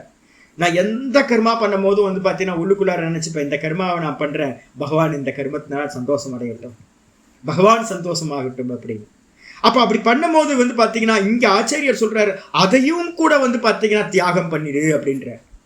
என்ன அர்த்தம், ஈஸ்வரோ மே துஷ்யது இதி, ஈஸ்வரன் என் மீது பிரீத்தியாகட்டும், சந்தோஷப்படட்டும் அப்படின்ற எண்ணத்தையும் விட்டுட்டு என்ன பண்ணணும், கர்மத்தை செய்ய வேண்டும். இருக்கிறதுலே பெரிய இது வந்து பார்த்தீங்கன்னா ஈஸ்வர பிரீத்தி தான். அந்த ஈஸ்வரன் பிரீத்தி ஆகணுன்ற எண்ணத்தையும் விட்டுட்டு, ஸ்லேவுக்கு ஏதாவது சாய்ஸ் இருக்கா சுவாமி அப்படின்னு கேட்டா, ஸ்லேவுக்குலாம் வந்து பார்த்தீங்கன்னா சாய்ஸ் இல்லை. அடிமைகளுக்கு எந்த சாய்ஸும் இல்லை. அடிமைகளா இருக்கிறவங்களுக்கு வந்து பார்த்தீங்கன்னா எஜமானன் என்ன சொல்றாரோ அதை பண்றது மட்டும்தான் இருக்கும். எஜமானன் பிரீத்தியா வர ஸ்லேவ் பண்ற கர்மத்துக்கெல்லாம் பிரீத்திலாம் ஆக மாட்டார். அப்ப அதே மாதிரி இந்த இடத்துல என்ன பாவம் எடுக்கணும் அப்படின்னா, நான் பகவானுக்கு வந்து ஒரு அடிமை, ஸ்லேவ். இதுல வந்து பாத்தீங்கன்னா அவர் வந்து பாத்தீங்கன்னா சந்தோஷம் அடையட்டும்ன்ற எண்ணத்தையும் விட்டுட்டு என்ன பண்ணணும், சங்கத்தையும் பற்றுதலையும் ஆசையையும் விட்டுட்டு, ஏ தனஞ்சய குரு கருமான், ஏ தனஞ்சய அர்ஜுனா கர்மங்களை செய்வாயாக. அதுக்கப்புறம் பல திருஷ்ணா சூன்யேன, சரியா எதுக்காக பண்ணணும் கேள்வி வருது. ஏங்க பண்ணணும், ஏன் பலன் மேல ஆசை இல்லாம வந்து பார்த்தீங்கன்னா கர்மத்தை பண்றதுனால என்ன லாபம் அப்படின்னு கேட்டீங்கன்னா ஆச்சாரியர் சொல்றாரு, பல திருஷ்ணா சூன்யேன கிரியமானே கர்மாணி. பல ஆசை, பலன் மேல ஆசை இல்லாம, திருஷ்ணான்றதுக்கு அர்த்தம் ஆசை. பல திருஷ்ணா சூன்யேனா பலன் மேல இருக்கக்கூடிய ஆசை இல்லாமல், பலன் மேல ஆசையே இல்லை அப்படி இருந்துகிட்டு, கிரியமானே கருமானி செய்யப்படுகின்ற கருமங்களானது, எந்த கருமங்கள்லாம் நம்ம வந்து பார்த்தீங்கன்னா பலன் மேல ஆசையை விட்டுட்டு பண்றோமோ அந்த கருமங்கள் என்ன பண்ணுது, சத்துவ சுத்திஜா. ரொம்ப அற்புதமான வார்த்தை. நான் வந்து பார்த்தீங்கன்னா நேற்று கிளாஸ்லயும் முந்தானேத்து கிளாஸ்லயும் யோக சூத்திரத்தில் சொல்லியிருக்கேன். குணங்களை பத்தி பேசும்போது இந்த அந்தக்கரணம்னு சொல்லக்கூடிய புத்தி, மனசு, சித்தம், அகங்காரம், இது எல்லாமே வந்து பார்த்தீங்கன்னா என்ன பேருன்னா சத்துவம்னு பேர். இதுக்கு பேர் ஏன் அப்படின்னு கேட்டீங்கன்னா, சத்துவ குணத்தினாலதான் நம்மளுடைய அந்தக்கரணம் செய்யப்பட்டிருக்கு. சத்துவ குணம் ரிஃப்ளெக்ஷன் வந்து பார்த்தீங்கன்னா அதிகமாக இருக்கும். அதில் சைத்தன்யத்தோட ரிஃப்ளெக்ஷன் இந்த புத்தியில தான் அதிகமா இருக்கு. அப்போ அந்த கரணம்னு சொல்றதுக்கு பதிலா, மனசுன்னு சொல்றதுக்கு பதிலா என்ன பண்ணுவோம் அப்படின்னா, சித்தம்னு சொல்றதுக்கு பதிலா நிறைய இடத்துல சத்துவன்ற வார்த்தையே பயன்படுத்துவாங்க. சத்துவன்ற வார்த்தை என்னன்னு கேட்டீங்கன்னா சத்துவ சுத்தின்னு சொல்லுவாங்க. சத்துவ சுத்தினா என்ன எடுக்கணும்? அந்த கரண சுத்தி, மனசுத்தி, சித்த சுத்தி அப்படின்னு அர்த்தம் எடுக்கணும். ஆச்சாரியர் சொல்றாரு, எந்தெந்த கருமங்கள் எல்லாம் பலன் மேல ஆசை இல்லாமல் நீங்க பண்றீங்களோ அப்படி பண்ணக்கூடிய கருமங்கள் சத்துவ சுத்தி ஜான ஜாயத்தே, சத்துவ சுத்தியை உண்டு பண்றது. அப்ப முதல்ல வந்து பாத்தீங்கன்னா கருமத்தை பண்ண பண்ண அந்த கரணம் சுத்தி ஆகும். அந்த கரண சுத்தி மூலமா என்ன கிடைக்கும் சுவாமி அப்படின்னா, ஞான பிராப்தி லட்சணா. ஞான பிராப்தினா என்னது? நான் சொல்லிட்டே இருக்கேன்ல, நான் சொல்றேன். நிறைய வாட்டி இந்த நம்ம 11 to 31 ஸ்லோகம் வரைக்கும் இந்த நானை பத்தியே பேசணும். நான் நிறைய பேர் வந்து பாத்தீங்கன்னா ஃபோன் பண்றவங்க எல்லாம் கேட்கறாங்க, யூடியூப்ல பாடம் கேட்டு நிறைய பேர் அப்பப்போ ஃபோன் பண்றாங்க, இந்த நான் சொல்றீங்களா சுவாமி, நான் என்னது அப்படின்னு. நானும் கதறி கதறி கதறி பேசிக்கிட்டே இருக்கிறேன், இந்த நான் அதுல ஃபோக்கஸ் பண்ணுங்கன்னு. நானே தெரிய மாட்டேங்குது சாமி, எனக்கு பாடி மைண்டு தான் தெரியுதோ இல்லையா, நான் தெரியவே மாட்டேங்குது. அப்ப என்ன அர்த்தம்னு கேட்டீங்கன்னா, நிறைய தடைகள் இருக்கு உள்ளுக்குள்ளார. ஆச்சாரியர் வந்து பாத்தீங்கன்னா என்னதான் கதறி கதறி வந்து சாஸ்திரத்தை சொன்னாலும் கூட இந்த நான் எனக்கு வந்து பாத்தீங்கன்னா தெரியவே மாட்டேங்குது, நான் என்னால புரிஞ்சிக்கவே முடியல. ஏன் அப்படின்னு கேட்டீங்கன்னா, உள்ள நிறைய பேரிகேட்டரை போட்டு வச்சிருக்கோம், போக முடியல, ஈஸியா போய் அறிய முடியல அது. அப்போ முதல் ஸ்டெப் என்ன பண்ணணும் அப்படின்னு கேட்டீங்கன்னா, நிஷ்காமிய கர்மயோகம். அந்த நிஷ்காமிய கர்மயோகம் பண்றதுனால தான் அந்த சித்தத்தில் இருக்கக்கூடிய அந்த பிளாக் எல்லாம் வந்து பாத்தீங்கன்னா நீங்கும். அந்த பிளாக் பேரிகேட்டர் எல்லாத்தையும் தூக்கி ஓரமா போட்டாதான் இந்த சித்தம் வந்து கிளியர் ஆச்சுன்னா தான் இந்த நான் அப்படின்ற தத்துவமானது புரியும். அதுக்கு பேர் என்ன பேரு? ஞான பிராப்தி. நான் யார், நானுக்கு அந்நியமா இருக்கிற இந்த தேகம் என்ன, அப்ப திரஷ்டா யாரு, திருஷ்யம் எது, பார்க்கப்படுகின்றவைகள் இந்த தேகம், நான் பார்க்கின்றவன் அப்படின்ற ஞானமானது வந்து பாத்தீங்கன்னா பிராப்தியாகும். அப்ப சத்துவ சுத்தின்னு சொல்லக்கூடிய அந்த கரண சுத்தி உண்டாகிறது மூலமா தடைகள் எல்லாம் நீங்கி அங்க வந்து பாத்தீங்கன்னா ஞானமானது பிராப்தி ஆகுது. அந்த ஞான பிராப்தி லட்சணா சித்தி, அதுதான் சித்தி. அந்த சித்தியும் கூட வந்து பாத்தீங்கன்னா தத் விபரியஜா அசித்தி. அந்த சித்திக்கு ஆப்போசிட் எது அப்படின்னு கேட்டீங்கன்னா அசித்தி எது அப்படின்னு கேட்டீங்கன்னா, அதுக்கு விபரீதமானது ஞானம் உண்டாகாம இருக்கிறது. ஒரு கர்மயோகி இருக்கா, நான் பார்க்குறேன் இங்கே எதிர்க்க வந்து பார்த்தீங்கன்னா ஒரு ஆசிரமம் இருக்குது. அந்த ஆசிரமத்தில் வந்து பார்த்தீங்கன்னா ஒரு 20 வருஷமாக நான் ஒருத்தரை பார்த்துக்கிட்டே இருக்கேன். கர்மயோகினா நல்ல கர்மயோகி. நான் பார்த்ததுலேருந்து அவருக்கு வந்து பார்த்தீங்கன்னா நேற்று கூட அவரை பற்றி பேசணும். சாப்பாடு வந்து பார்த்தீங்கன்னா டைமுக்கு சாப்பாடு இல்லை, தூக்கம் சமயத்துக்கு இல்லை, எல்லா வேலையும் ஆளினால் எல்லா வேலையும் பண்ணுவார், இழுத்து வச்சு. அதிகம் யார்கிட்டையும் பேச மாட்டார். கர்மயோகினா பக்கா கர்மயோகி. உள்ள எப்படின்னு தெரியாது, வெளியில் வந்து பார்க்கும்போது பார்த்தீங்கன்னா ஒரே ரிதம் இருக்கும். நிறைய பேர் இந்த உலகத்துல வந்து கர்மயோகிகள் ஏகப்பட்ட பேர் இருக்காங்க. அவங்களுக்கு வந்து பாத்தீங்கன்னா என்ன நோக்கம் அப்படின்னு கேட்டீங்கன்னா, நான் யோசிப்பேன், சாதாரணமா நானா இருந்தேனா நான் யோசிக்கிறேன், ஐயோ இவருக்கு வந்து பாத்தீங்கன்னா கர்மயோகத்திலே விட்டுட்டாங்களே, இவருக்கு அடுத்தது வந்து ஒரு உபாசனையை கொடுத்து ஒரு ஞானத்தை கொடுத்து அவரை அடுத்த லெவலுக்கு எலிவேட் பண்ணணுமே, அதை பண்ணாம விட்டுட்டாங்களே நான் யோசிக்கிறேன், தேர்ட் பர்சன். ஆனா அவங்க எப்படி நினைக்கிறாங்க அப்படின்னு கேட்டீங்கன்னா, இதை பத்தி எந்த அக்கறையுமே இல்லை. நான் ஒரு வயசானவரை பார்த்தேன், ஒரு 80 வயசு, நல்ல காந்தியவாதி. கர்மயோகினா கர்மயோகி. காந்தி சொன்னார் கர்மயோகம் பண்ணணும், அவ்வளவுதான், வேற எதுவுமே இல்லை. அடுத்த ஸ்டெப்பு கூட யோசிக்கிறது. அதான் இங்க சொல்றாரு, எனக்கு வந்து பாத்தீங்கன்னா கர்மயோகத்தை பண்ணணும், அந்த கரண சுத்தி உண்டாகணும், அந்த கரண சுத்தி மூலமா வந்து குருநாதரை பிராப்தி பண்ணி நல்ல ஞான பிராப்தி எனக்கு உண்டாகணும், அதுதான் சித்தி அப்படின்றதையும் விட்டுட்டு, யாராவது சாங்கிய காரிக்கா படிச்சிருந்தீங்கன்னா அஷ்ட சித்தின்னு ஒன்று பார்த்துருப்போம். அஷ்ட சித்தியில வந்து பாத்தீங்கன்னா குரு பிராப்தி ஒரு சித்தி, குருட்ட இருந்து வந்து பாத்தீங்கன்னா வரக்கூடிய ஞானம் ஒரு சித்தி சொல்லியிருக்கு. அப்ப அந்த ஞான பிராப்தின்றதும் சித்தி, ஞானம் பிராப்தி ஆகாம போறதும் வந்து பாத்தீங்கன்னா அசித்தின்னு பேர். அப்போ சித்தி அசித்தி, ஞானம் பிராப்தி ஆகிறது, ஞானம் பிராப்தி ஆகாம போறது, சித்த சுத்தி நடக்கிறது, சித்த சுத்தி நடக்காம இருக்கிறது. எதை பத்தியும் கவலை இல்லாமல் என்ன பண்ணணும், சித்தி அசித்தி ரெண்டுத்திலையுமே வந்து பாத்தீங்கன்னா மனசு வைக்காம கர்மத்தை மட்டும் யோகமா பண்ணிக்கிட்டு இருக்கணும். அதுதான் இங்க சொல்றாரு, தத் விபரியஜா. தத் விபரீயஜன என்ன அர்த்தம்? அதுக்கு விபரீதமா அந்த கரண சுத்தி உண்டாகாம ஞானம் வந்து பாத்தீங்கன்னா உண்டாகாம இருந்துச்சுன்னா அதுக்கு பேர் அசித்தி.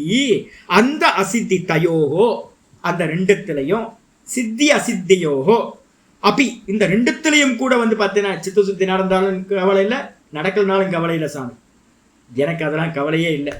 குரு கிடைக்கட்டும் கிடைக்காம போகட்டும், ஞானம் கிடைக்கட்டும் கிடைக்காம போகட்டும், எனக்கு அதெல்லாம் எதுவும் தெரியாது. எனக்கு தெரிஞ்சது என்னன்னு கேட்டீங்கன்னா, நான் கர்மத்தை வந்து ஈஸ்வரனுக்காக பண்ணிக்கிட்டே இருப்பேன். இந்த மனநிலையில வந்து பாத்தீங்கன்னா சமக துல்லியோ பூத்வா, எல்லா விஷயத்திலையும் சமபாவனையில ஈக்குவலா நினைச்சுக்கிட்டு குரு கர்மாணி, கர்மங்களை செய்வாயாக.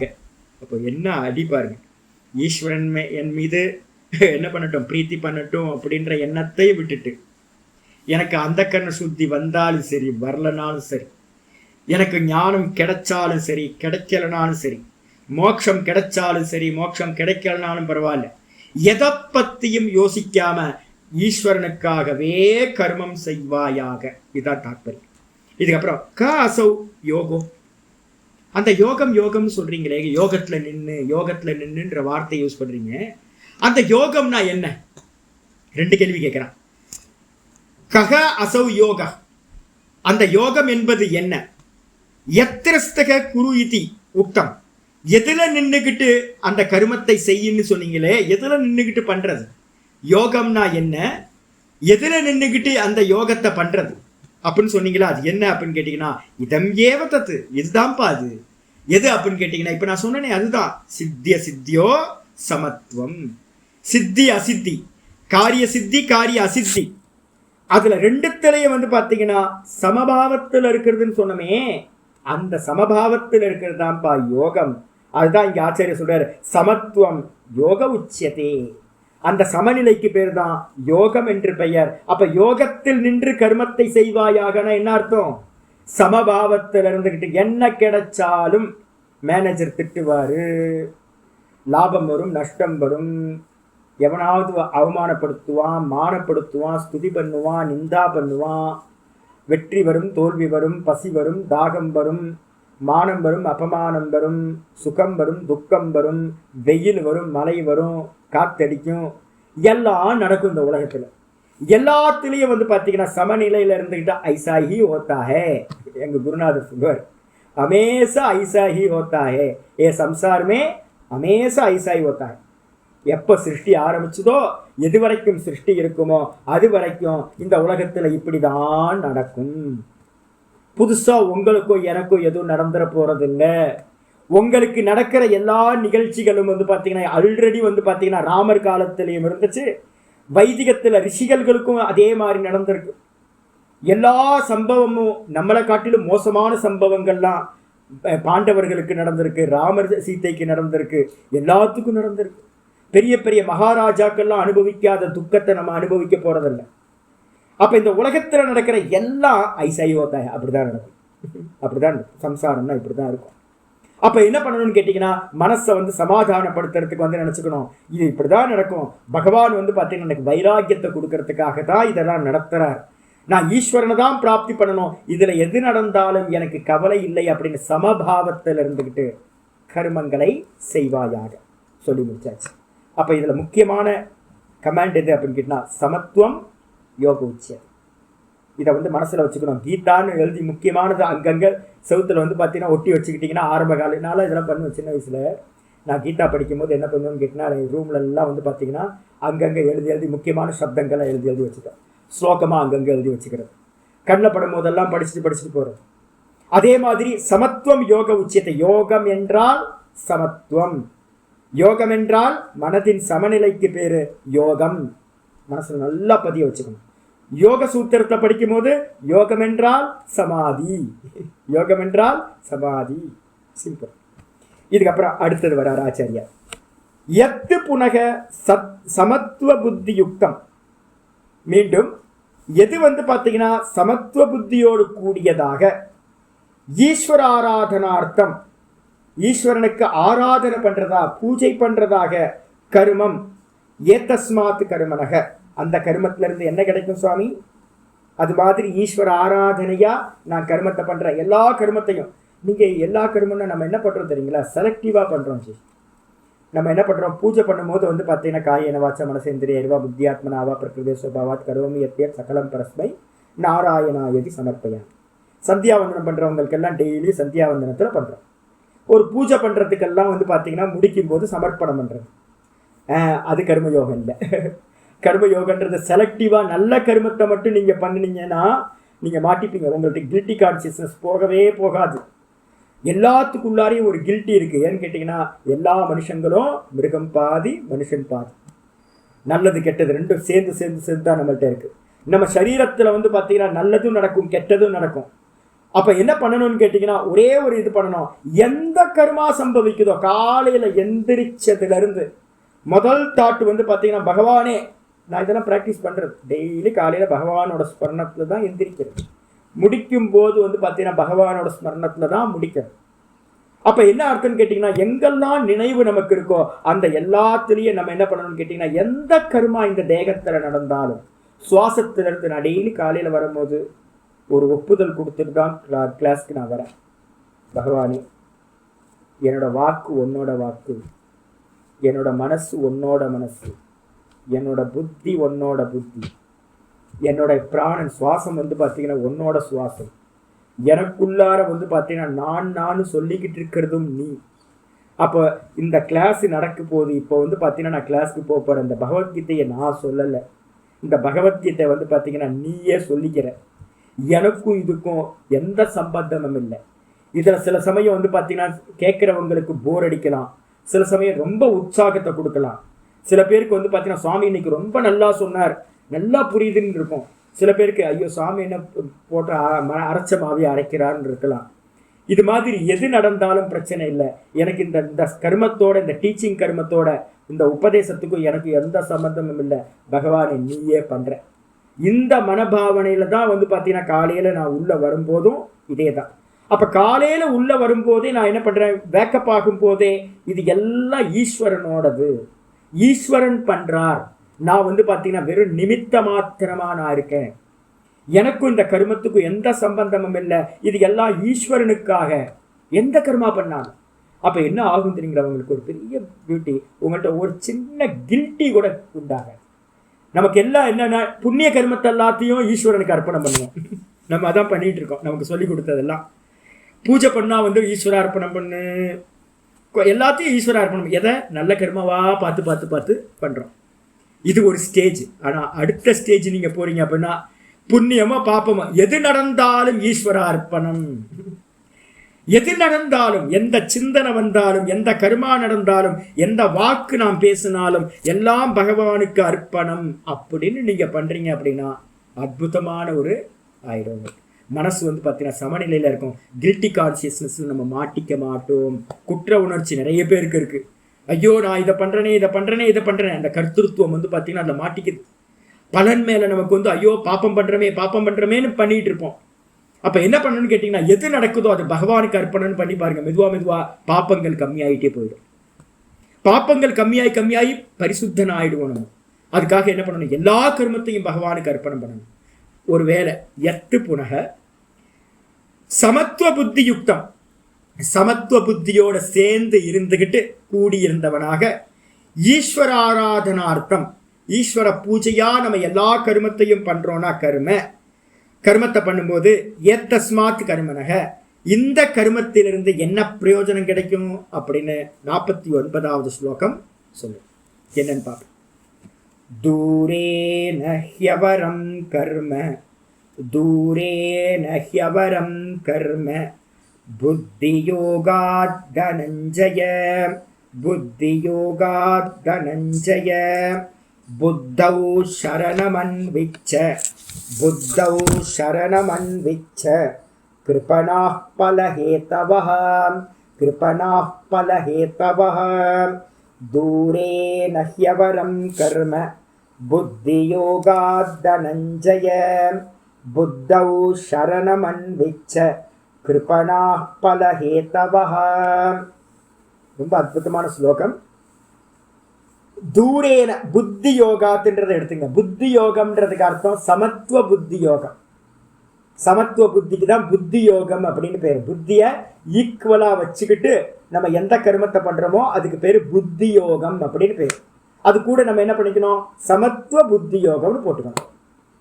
சமபாவனையில் இருந்துக்கிட்டு நம்ம பண்ணுற கர்மம் இருக்குல்ல, அந்த யோகம் நம்ம பண்ணுறது எல்லாமே யோகமாயிடும். யோசிச்சு பாருங்க. இந்த கலக்கூத்தாடி வந்து பார்த்தீங்க அப்படின்னா என்ன பண்ணுவான், அந்த ரோட்டில் வந்து பார்த்தீங்கன்னா யூடியூப்ல நிறைய வீடியோஸ் இருக்குது. சின்ன குழந்தைங்களாம் என்னென்ன ரோட்டில் வந்து 2 குச்சி கட்டி கைத்தை கட்டி அந்த கைத்தில் வந்து பார்த்தீங்கன்னா ஒரு ஸ்டிக்கை கையில் வச்சுக்கிட்டு வந்து பார்த்தீங்கன்னா அந்த கைத்தில் நடக்கிறது பேலன்ஸ் பண்ணிட்டு இந்த பக்கம் போகும்போது அந்த குச்சியை பிடிச்சி, அந்த குச்சி இல்லை அப்படின்னா ஒரு தண்டம் இல்லைன்னு வச்சுங்க, பேலன்ஸ் பண்ண முடியாது. அப்போது கைத்தில் நடக்கணும் அப்படின்னா முக்கியமானது கையில் வந்து பார்த்தீங்கன்னா ஒரு தண்டத்தை வச்சுக்கிட்டு தான் அந்த குழந்தைங்க என்ன பண்ணுது, நடக்குது அந்த கைத்தில். இப்படி இது பண்ணும்போது அதை பேலன்ஸ் பண்ணிக்கிட்டே போகிறது. இதே மாதிரி எவ்வளோ நிதானமாக எந்த அளவு ஃபுல் கான்சென்ட்ரேஷனோட அந்த கைத்தில் நடக்குதோ அந்த குழந்தைங்க கலைக்கூத்தாடி நடக்கிறானோ, அதே மாதிரி வந்து பார்த்தீங்க அப்படின்னா ஒவ்வொரு கர்மம் பண்ணும் போதும் ரொம்ப அவேராக இருந்துக்கிட்டு அந்த பேலன்ஸ் பண்ணிக்கிட்டு, அந்த பேலன்ஸ் தான் இது தண்டம். எது அப்படின்னு கேட்டிங்கன்னா தண்டம் ஈஸ்வரார்ப்பணம்ன்றது தான் தண்டம். ஈஸ்வர ஆராதனைன்ற தண்டத்தை பிடிச்சுக்கிட்டு என்ன பண்ணணும், அப்படியே பேலன்ஸ் பண்ணிக்கிட்டே ஸ்டெப்பாக நம்ம வந்து பார்த்தீங்கன்னா மூவ் பண்ணணும். அதுக்கு என்ன பேர் அப்படின்னு கேட்டீங்கன்னா புத்தி யோகம், சமத்துவ புத்தி யோகம். அது மாதிரி நம்ம பண்ணுறோம் அப்படின்னா எல்லா கர்மங்களும் யோகமாக ஆகிவிடுகிறது. ஃபுல் கான்சென்ட்ரேஷன், இவ்வளோதான், வேற எதுவும் இல்லை. எந்த கர்மா பண்ணினாலும் வந்து பார்த்தீங்கன்னா சேவாவா, ஈஸ்வர சேவையா, ஈஸ்வர பூஜையா பண்ணுறது. அப்படி பண்ணும்போது அந்த பேலன்ஸ் பண்ணிக்கிட்டே சமமாக போகிறது. அப்படிப்பட்ட அந்த புத்தி யோகத்தை காட்டிலும் அதுக்கு என்ன பேர், கர்மயோகம் அப்படின்னு பேர். நிஷ்காமிய கர்மயோகம். அதுக்கு இன்னொரு பேர் தான் சமத்துவ புத்தி யோகம் அப்படின்னு பேர். அந்த புத்தி யோகத்தை காட்டிலும் புத்தி யோகா, அந்த பஞ்சமி விபக்தி வந்துச்சுன்னா கம்பேரிசன் வரணும். அந்த புத்தி யோகத்தை காட்டிலும் ஹே தனஞ்சய தூரேனகி அவரம் கர்ம. அந்த புத்தி யோகத்தை காட்டிலும் யாரெல்லாம் இந்த உலகத்துல வந்து ஆசைப்பட்டு கர்மங்களை பண்றாங்களோ, பெரிய பெரிய கர்மம் நடந்துட்டு இருக்கு. எலன் மஸ்க் வந்து பார்த்தீங்க அப்படின்னா ஸ்பேஸ்க்கு வந்து பார்த்தீங்கன்னா அவருக்கு விடுற ராக்கெட் எல்லாம் பார்த்தீங்கன்னா பிரம்மாண்டமா இருக்கு. அவர் எலன் மஸ்க் பண்ற காரியத்தெல்லாம் பார்க்கும்போது நம்மலாம் ஒரு அல்பஜீவி மாதிரி தெரியுது. என்னையா அவன் எங்கெங்கயோ போயிட்டு இருக்கான், என்னென்னவோ பண்ணிட்டு இருக்கான் அப்படின்னு. அப்போ இந்த உலகத்தில் வந்து பார்த்தீங்கன்னா கர்மா பண்ணுறவங்க அம்பானியோ அதானியோ எலன் மஸ்கோ பண்ணுற காரியத்தெல்லாம் நம்மளாம் பண்ண முடியுமா? மோடி பண்ணுற காரியத்தை நம்ம பண்ண முடியுமா? யோசிச்சு பாருங்க.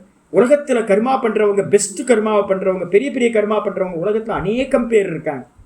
எப்படி இருந்தாலும் ஆசை வயப்பட்டு பண்ணக்கூடிய கர்மங்கள் இருக்கு பாருங்க, சகாம கர்மங்கள். 2 தான் உலகத்தில். ஒன்று சகாம கர்மம், கர்ம ஆசையோடு கூடியது.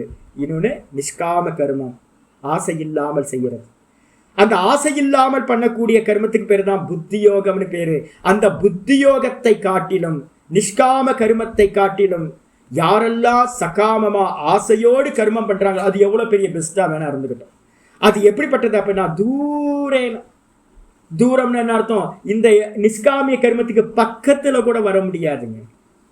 நிஷ்காம கர்மம் வந்து ரொம்ப ரொம்ப ஹைட்டு.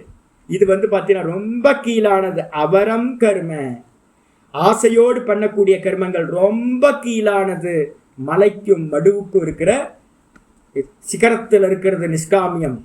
இது வந்து பார்த்தீங்கன்னா பள்ளத்தாக்கில் இருக்கிறது வந்து பார்த்தீங்கன்னா வேலியில் இருக்கிறது, பள்ளத்தில் இருக்கிறது இந்த காமிய கர்மங்கள். இதுக்கும் அதுக்கும் வந்து ஏணி வச்சாலும் எட்டாது.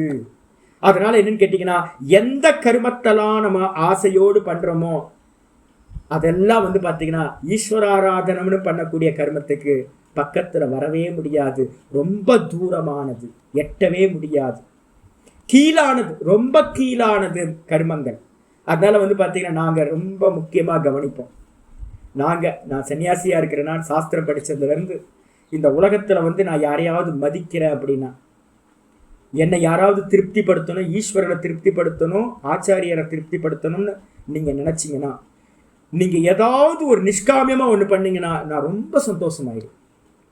நிறைய பேர் வந்து பார்த்தீங்கன்னா சுவாமி ஆசீர்வாதம் பண்ணுங்க, பிளஸ்ஸிங்ஸ் பண்ணுங்க, பிளஸ்ஸிங்ஸ் பண்ணுங்கன்னு நிறைய மெசேஜ் போடுறவங்களாம் நிறைய இருக்காங்க. நானும் வந்து பார்த்தீங்கன்னா சப்தமாக வந்து பார்த்தீங்கன்னா என்ன சொல்லிட்டு இருக்கேன் அப்படின்னா, எல்லா கிருப்பையும் உண்டாகட்டும் அப்படின்னு. எப்போ தெரியுங்களா கிருப்பை உண்டாகும்? ஆசையோடு பண்ணீங்கன்னா கிருப்பை உண்டாக. நம்ம நினச்சிக்கிட்டு இருக்கோம் பகவான் வந்து பார்த்தீங்க அப்படின்னா அங்கே போனால் இதை கொடுத்துட்டாரு, இங்கே போனால் அங்கே எனக்கு ரொம்ப அனுகிரகம் பண்ணியிருக்காருங்க சுவாமி, நான் கேட்டதெல்லாம் கொடுத்துருக்காரு. அது அனுகிரகம் இல்லை, சாபம். நம்ம கேட்கறதெல்லாம் கொடுத்தார் அப்படின்னா பகவான் வந்து நமக்கு மேலே அனுகிரகம் பண்ணலைன்னு அர்த்தம். பகவான்கிட்ட வந்து பார்த்தீங்கன்னா வியாபாரம் பண்ணுறதுக்காக நம்ம வந்து வந்திருக்கோம். பகவான்கிட்ட இருந்து அனுகிரகம் என்ன தெரியுங்களா? உங்களுக்கு எது நடந்தாலும் சமபாவனையில் உங்களோட மனசு நிற்க ஆரம்பிக்குது. எது வேணாலும் வந்து பார்த்தீங்கன்னா போதும் சாமி, போதும் சாமி, போதும் சாமின்னு ஒரு எண்ணம் உங்களுக்குள்ளார வருதுன்னா அதுதான் ஆசீர்வாதம். பகவான் உங்களை ரொம்ப ஆசீர்வதிக்கிறாருன்னு அர்த்தம். எப்பெல்லாம் உங்களுக்கு வந்து பார்த்தீங்கன்னா கர்மப்பலன் வேணாம், போதும் போதும் போதும், நீதான் வேணும் பகவானேன்னு ஒரு எண்ணம் வருதோ, திருப்தி வருதோ, அப்போ பகவான் நல்ல குருவும் பகவானும் நல்ல ஆசீர்வாதம் பண்ணியிருக்காங்கன்னு அர்த்தம். பகவான் ஆசீர்வாதம் பண்ணார், குரு ஆசீர்வாதம் பண்ணார், நான் கேட்டதெல்லாம் கிடைச்சிருச்சு அப்படின்னா அது குரு ஆசீர்வாதமோ பகவானோட ஆசீர்வாதமும் இல்லை. வாஸ்தவ ஆசீர்வாதம் குரு என்ன பண்ணுவார்? மோட்சத்தை நோக்கி உங்களை கொண்டு போவார். ஈஸ்வரன் எதுக்காக அப்படின்னு கேட்டால் ஞானத்தை கொடுத்து மோட்சத்தை கொடுக்கறதா ஈஸ்வரனும் வந்து விரும்புகிறார். நம்ம நினச்சிக்கிட்டு இருக்கோம் நம்ம கேட்டதெல்லாம் கொடுக்கறதுக்கு பகவான் இருக்கார் அப்படின்னு. அது இல்லை. அப்போ ஆசீர்வாதம் பிளெஸ்ஸிங்ஸ் எப்போ கிடைக்கும் அப்படின்னு கேட்டால் நிஷ்காமிய கர்மத்தை பண்ணும் போதெல்லாம் எனக்கு வந்து பார்த்தீங்கன்னா குரு சொல்ல வேணாம், ஈஸ்வரன் சொல்ல வேணாம், எனக்கு பிளெஸ்ஸிங்ஸ் கிடைச்சிக்கிட்டே இருக்கு, மன திருப்தி கிடைச்சிக்கிட்டே இருக்கு. அதுதான் பிரசாதம். அப்போ அதனால ஆச்சாரியர் சொல்றாரு என்ன பண்ணுன்னு கேட்டால் ரொம்ப தூரங்க, ரொம்ப ரொம்ப தூரம். நிஷ்காமிய கர்மமும் சகாம கர்மமும் ரொம்ப தூரமா இருக்கிறது. பகவான் பார்த்துப்பாருன்னு எல்லா விஷயத்திலையும் கர்மத்தை மட்டும் பண்ணிக்கிட்டு பகவான் பார்த்துப்பாருன்னு சொல்லி பாருங்க. நான் உங்க மேல வந்து பார்த்தீங்கன்னா எல்லாத்து மேலே யாரெல்லாம் அது மாதிரி பண்றாங்களோ எனக்கு ரொம்ப பிரீத்தியாயிடும். பகவான் மேலே எல்லாத்துக்குள்ளாரே இருக்காருல்ல, குரு ரூபேன்னு ஆச்சாரிய ரூபேன்னு அவர் தான் இருக்கார். அப்போ அதனால வந்து பார்த்தீங்கன்னா குருவும் ஈஸ்வரனும் ரொம்ப சந்தோஷப்பட்டுருவார், பகவான் பார்த்துப்பார். இதை வச்சு இதுக்கு அடுத்து சொல்றாரு, அப்போ என்ன பண்ணணும் சுவாமி? நம்ம கேடு வருது, நம்ம என்ன பண்ணணும்? சகாம கர்மத்தை காட்டிலும் நிஷ்காமிய கர்மம் ரொம்ப ரொம்ப தூரம், ரெண்டுமே மலைக்கும் மடுக்கும் வித்தியாசம் இருக்கு. அப்போ என்ன பண்ணணும்? நமக்கு என்ன கட்டளை சுவாமி அப்படின்னு கேட்டீங்கன்னா புத்தவ் சரணம் அன்பிச்சு. அற்புதமான சப்தம் இது, ஒரு கமாண்ட். சமத்துவம் யோக உச்சியத்தே, அதுக்கு அடுத்தது புத்தவ் சரணம் அன்பிச்ச, இதுவும் கமாண்ட் தான், இதுவும் கட்டளையா சொல்றாரு கிருஷ்ண பரமாத்மா. புத்தியை சரணாகதி செய்வாயாக. புத்தினா என்ன புத்தி? ரெண்டு அர்த்தம் எடுக்கணும். சமத்துவ புத்தி, சமத்துவ புத்திக்கு பேர் வந்து பார்த்தீங்கன்னா புத்தி நீங்க சொல்லப்பட்டிருக்கு. சமத்துவ புத்தியை சரணாகதி செய்வாயாக. ஹே தனஞ்சயா, சமத்துவ புத்தியை சரணாகதி பண்ணு. எப்ப பார்த்தாலும் மனசு சமமா இருக்கா? நான் எல்லா காரியத்தையும் பார்ப்பேன், எல்லா காரியத்தையும். என் கூட ஒரு காரியத்துக்காக ஒரு பக்தர் வந்திருக்கார், நல்ல நல்ல நம்ம ஸ்டூடெண்ட்டு. நான் அவர்கிட்ட சொன்னேன், என்கிட்ட வந்தீங்க அப்படின்னா சாமி நீங்கள் பார்த்துப்பீங்க சாமி நல்லாவே. அதெல்லாம் பார்க்க மாட்டேன், ஏன்னா உங்கள் கர்மா எப்படியோ இருக்கோ அது மாதிரி தான் நடக்க போகுது. என்கிட்ட வந்தீங்கன்னா உங்களுக்கு என்ன கிடைக்கும் அப்படின்னா ஒரு டேட்டு சொல்லிலாம் காரியம் பண்ண மாட்டேன். ஏன்னு கேட்டிங்கன்னா ஒவ்வொருத்துக்கும் ஒரு பிராரப்தம் இருக்குது. என்கிட்ட வந்தீங்கன்னா காரிய சித்திக்காக என்கிட்ட வரவே வராதிங்க. அப்போ எதுக்காக வரணும்னு கேட்டிங்கன்னா சித்தி அசித்தி ரெண்டுத்தையும் தாண்டி போகிறத பற்றி தான் நான் பேசுவேன் உங்கள்கிட்ட. அதுக்கு தான் உங்களை லீட் பண்ணுவனுடைய. எனக்கு வந்து சுவாமிகிட்ட போனேன், இது நடந்துருச்சு, நல்லது நடந்துச்சு, கெட்டது அதெல்லாம் பண்ண மாட்டேன். சன்னியாசிகள்கிட்ட வந்தீங்கன்னா என்ன கிடைக்கும் அப்படின்னா புண்ணியம் பாப்பம் ரெண்டுத்தையும் தாண்டி போகிறதுக்கு தான் நான் ஹெல்ப் பண்ணுவேன். இந்த சாஸ்திரம் பகவத்கீதா சாஸ்திரம் காரிய சித்திக்காக நமக்கு உபதேசம் பண்ணப்படலை. சித்தி அசித்தி ரெண்டுத்தையும் தாண்டி போகிறதுக்கு தான் சொல்யூஷன் சொல்லுது. கிருஷ்ண பரமாத்மா வந்து பார்த்தீங்கன்னா ரொம்ப தெளிவாக சொல்றார், புத்தியை சமத்துவ புத்தியை சரணாகதி செய்வாயாக. நம்ம எல்லாத்துக்கும் உபதேசம் மனசுல நல்லா வச்சுக்கணும். எதுக்கு சரணாகதி பண்றோம்? காமியத்துக்கு வந்து சரணாகதி பண்ணிருக்கோம். அது வேணும் இது வேணும் விஷயங்களுக்கே நம்ம சரணாகதி பண்ணிட்டு இருக்கோம். அப்போ அதை தூக்கி போட்டுட்டு நம்ம என்ன பண்ணணும்? சமத்துவ புத்தி, மனசு சமமா இருக்கா பார்த்துக்கிட்டே இருங்க, எப்பவுமே டியூன் பண்ணிக்கிட்டே இருங்க. மனசு சமமா இருக்கா, மனசு சமமா இருக்கா, பெரிய பெரிய காரியங்கள் பண்ணலாம். இப்போ நான் வந்து பார்த்தீங்கன்னா ரொம்ப வேகமாக பேசிக்கிட்டு இருக்கேன், ஆனால் என் மனசு எப்படி இருக்கு அப்படின்னு கேட்டால் மனசு ரொம்ப ஸ்வஸ்தமாக இருக்கு. அப்போ வெளியில் பண்ணுற காரியங்கள் வந்து பார்த்தீங்கன்னா நிறைய பெரிய பெரிய காரியங்கள்லாம் கூட பண்ணலாம். ஆனால் மனசு வந்து பார்த்தீங்க அப்படின்னா சமமாக இருக்கா, ஈக்குவலாக இருக்கான்னு பார்த்துக்கிட்டே இருக்கணும். மீட்டர் எது அப்படின்னு கேட்டிங்கன்னா ஸ்பீடாக போகிறோமா, ஸ்பீடு கம்மியாக போகிறோமா அப்படின்றது மீட்டர் நம்ம மனசு தான். மனசு எப்போ கொந்தளிக்குதோ அப்போ நம்ம சுதர்மத்திலேருந்து மிஸ் ஆகும். நம்ம மார்க்கத்திலேருந்து நம்ம வந்து பார்த்தீங்கன்னா மோட்ச மார்க்கத்திலேருந்து ஸ்பிரிட் ஆகும், கீழே விழுறோம் அப்படின்னு தெரிஞ்சுக்கிறோம். எந்த கர்மா பண்ணினாலும் சமம் இருக்கா, ஈக்குவலாக இருக்குமா, சமமாக இருக்குமா பார்த்துக்கிட்டே இருக்கும். சரணாகதி பண்ணணும். எதுக்கு சரணாகதி பண்ணணும்? சமத்துவ பாவனைக்கு தான் சரணாகதி பண்ணணும். புத்தவ் சரணம் அன்விச்ச. புத்தவ்ன்றதுக்கு அர்த்தம் வந்து பார்த்தீங்கன்னா ரெண்டு. முதல்ல வந்து பார்த்தீங்கன்னா சமத்துவ புத்தி. இந்த சமத்துவ புத்தி மூலமா அடுத்தது சமத்துவ புத்தி வந்துச்சுன்னா சித்த சுத்தி வந்துடும். சித்த சுத்தி வந்துச்சு அப்படின்னா சாங்கிய புத்தின்னு சொல்லக்கூடிய ஞானம் பிராப்தி ஆயிடும். அப்ப எல்லாரும் என்ன பண்ணணும்? ஞானத்துக்கு சரணாகதி பண்ணுங்கன்றதான் இங்க தாற்பயம்.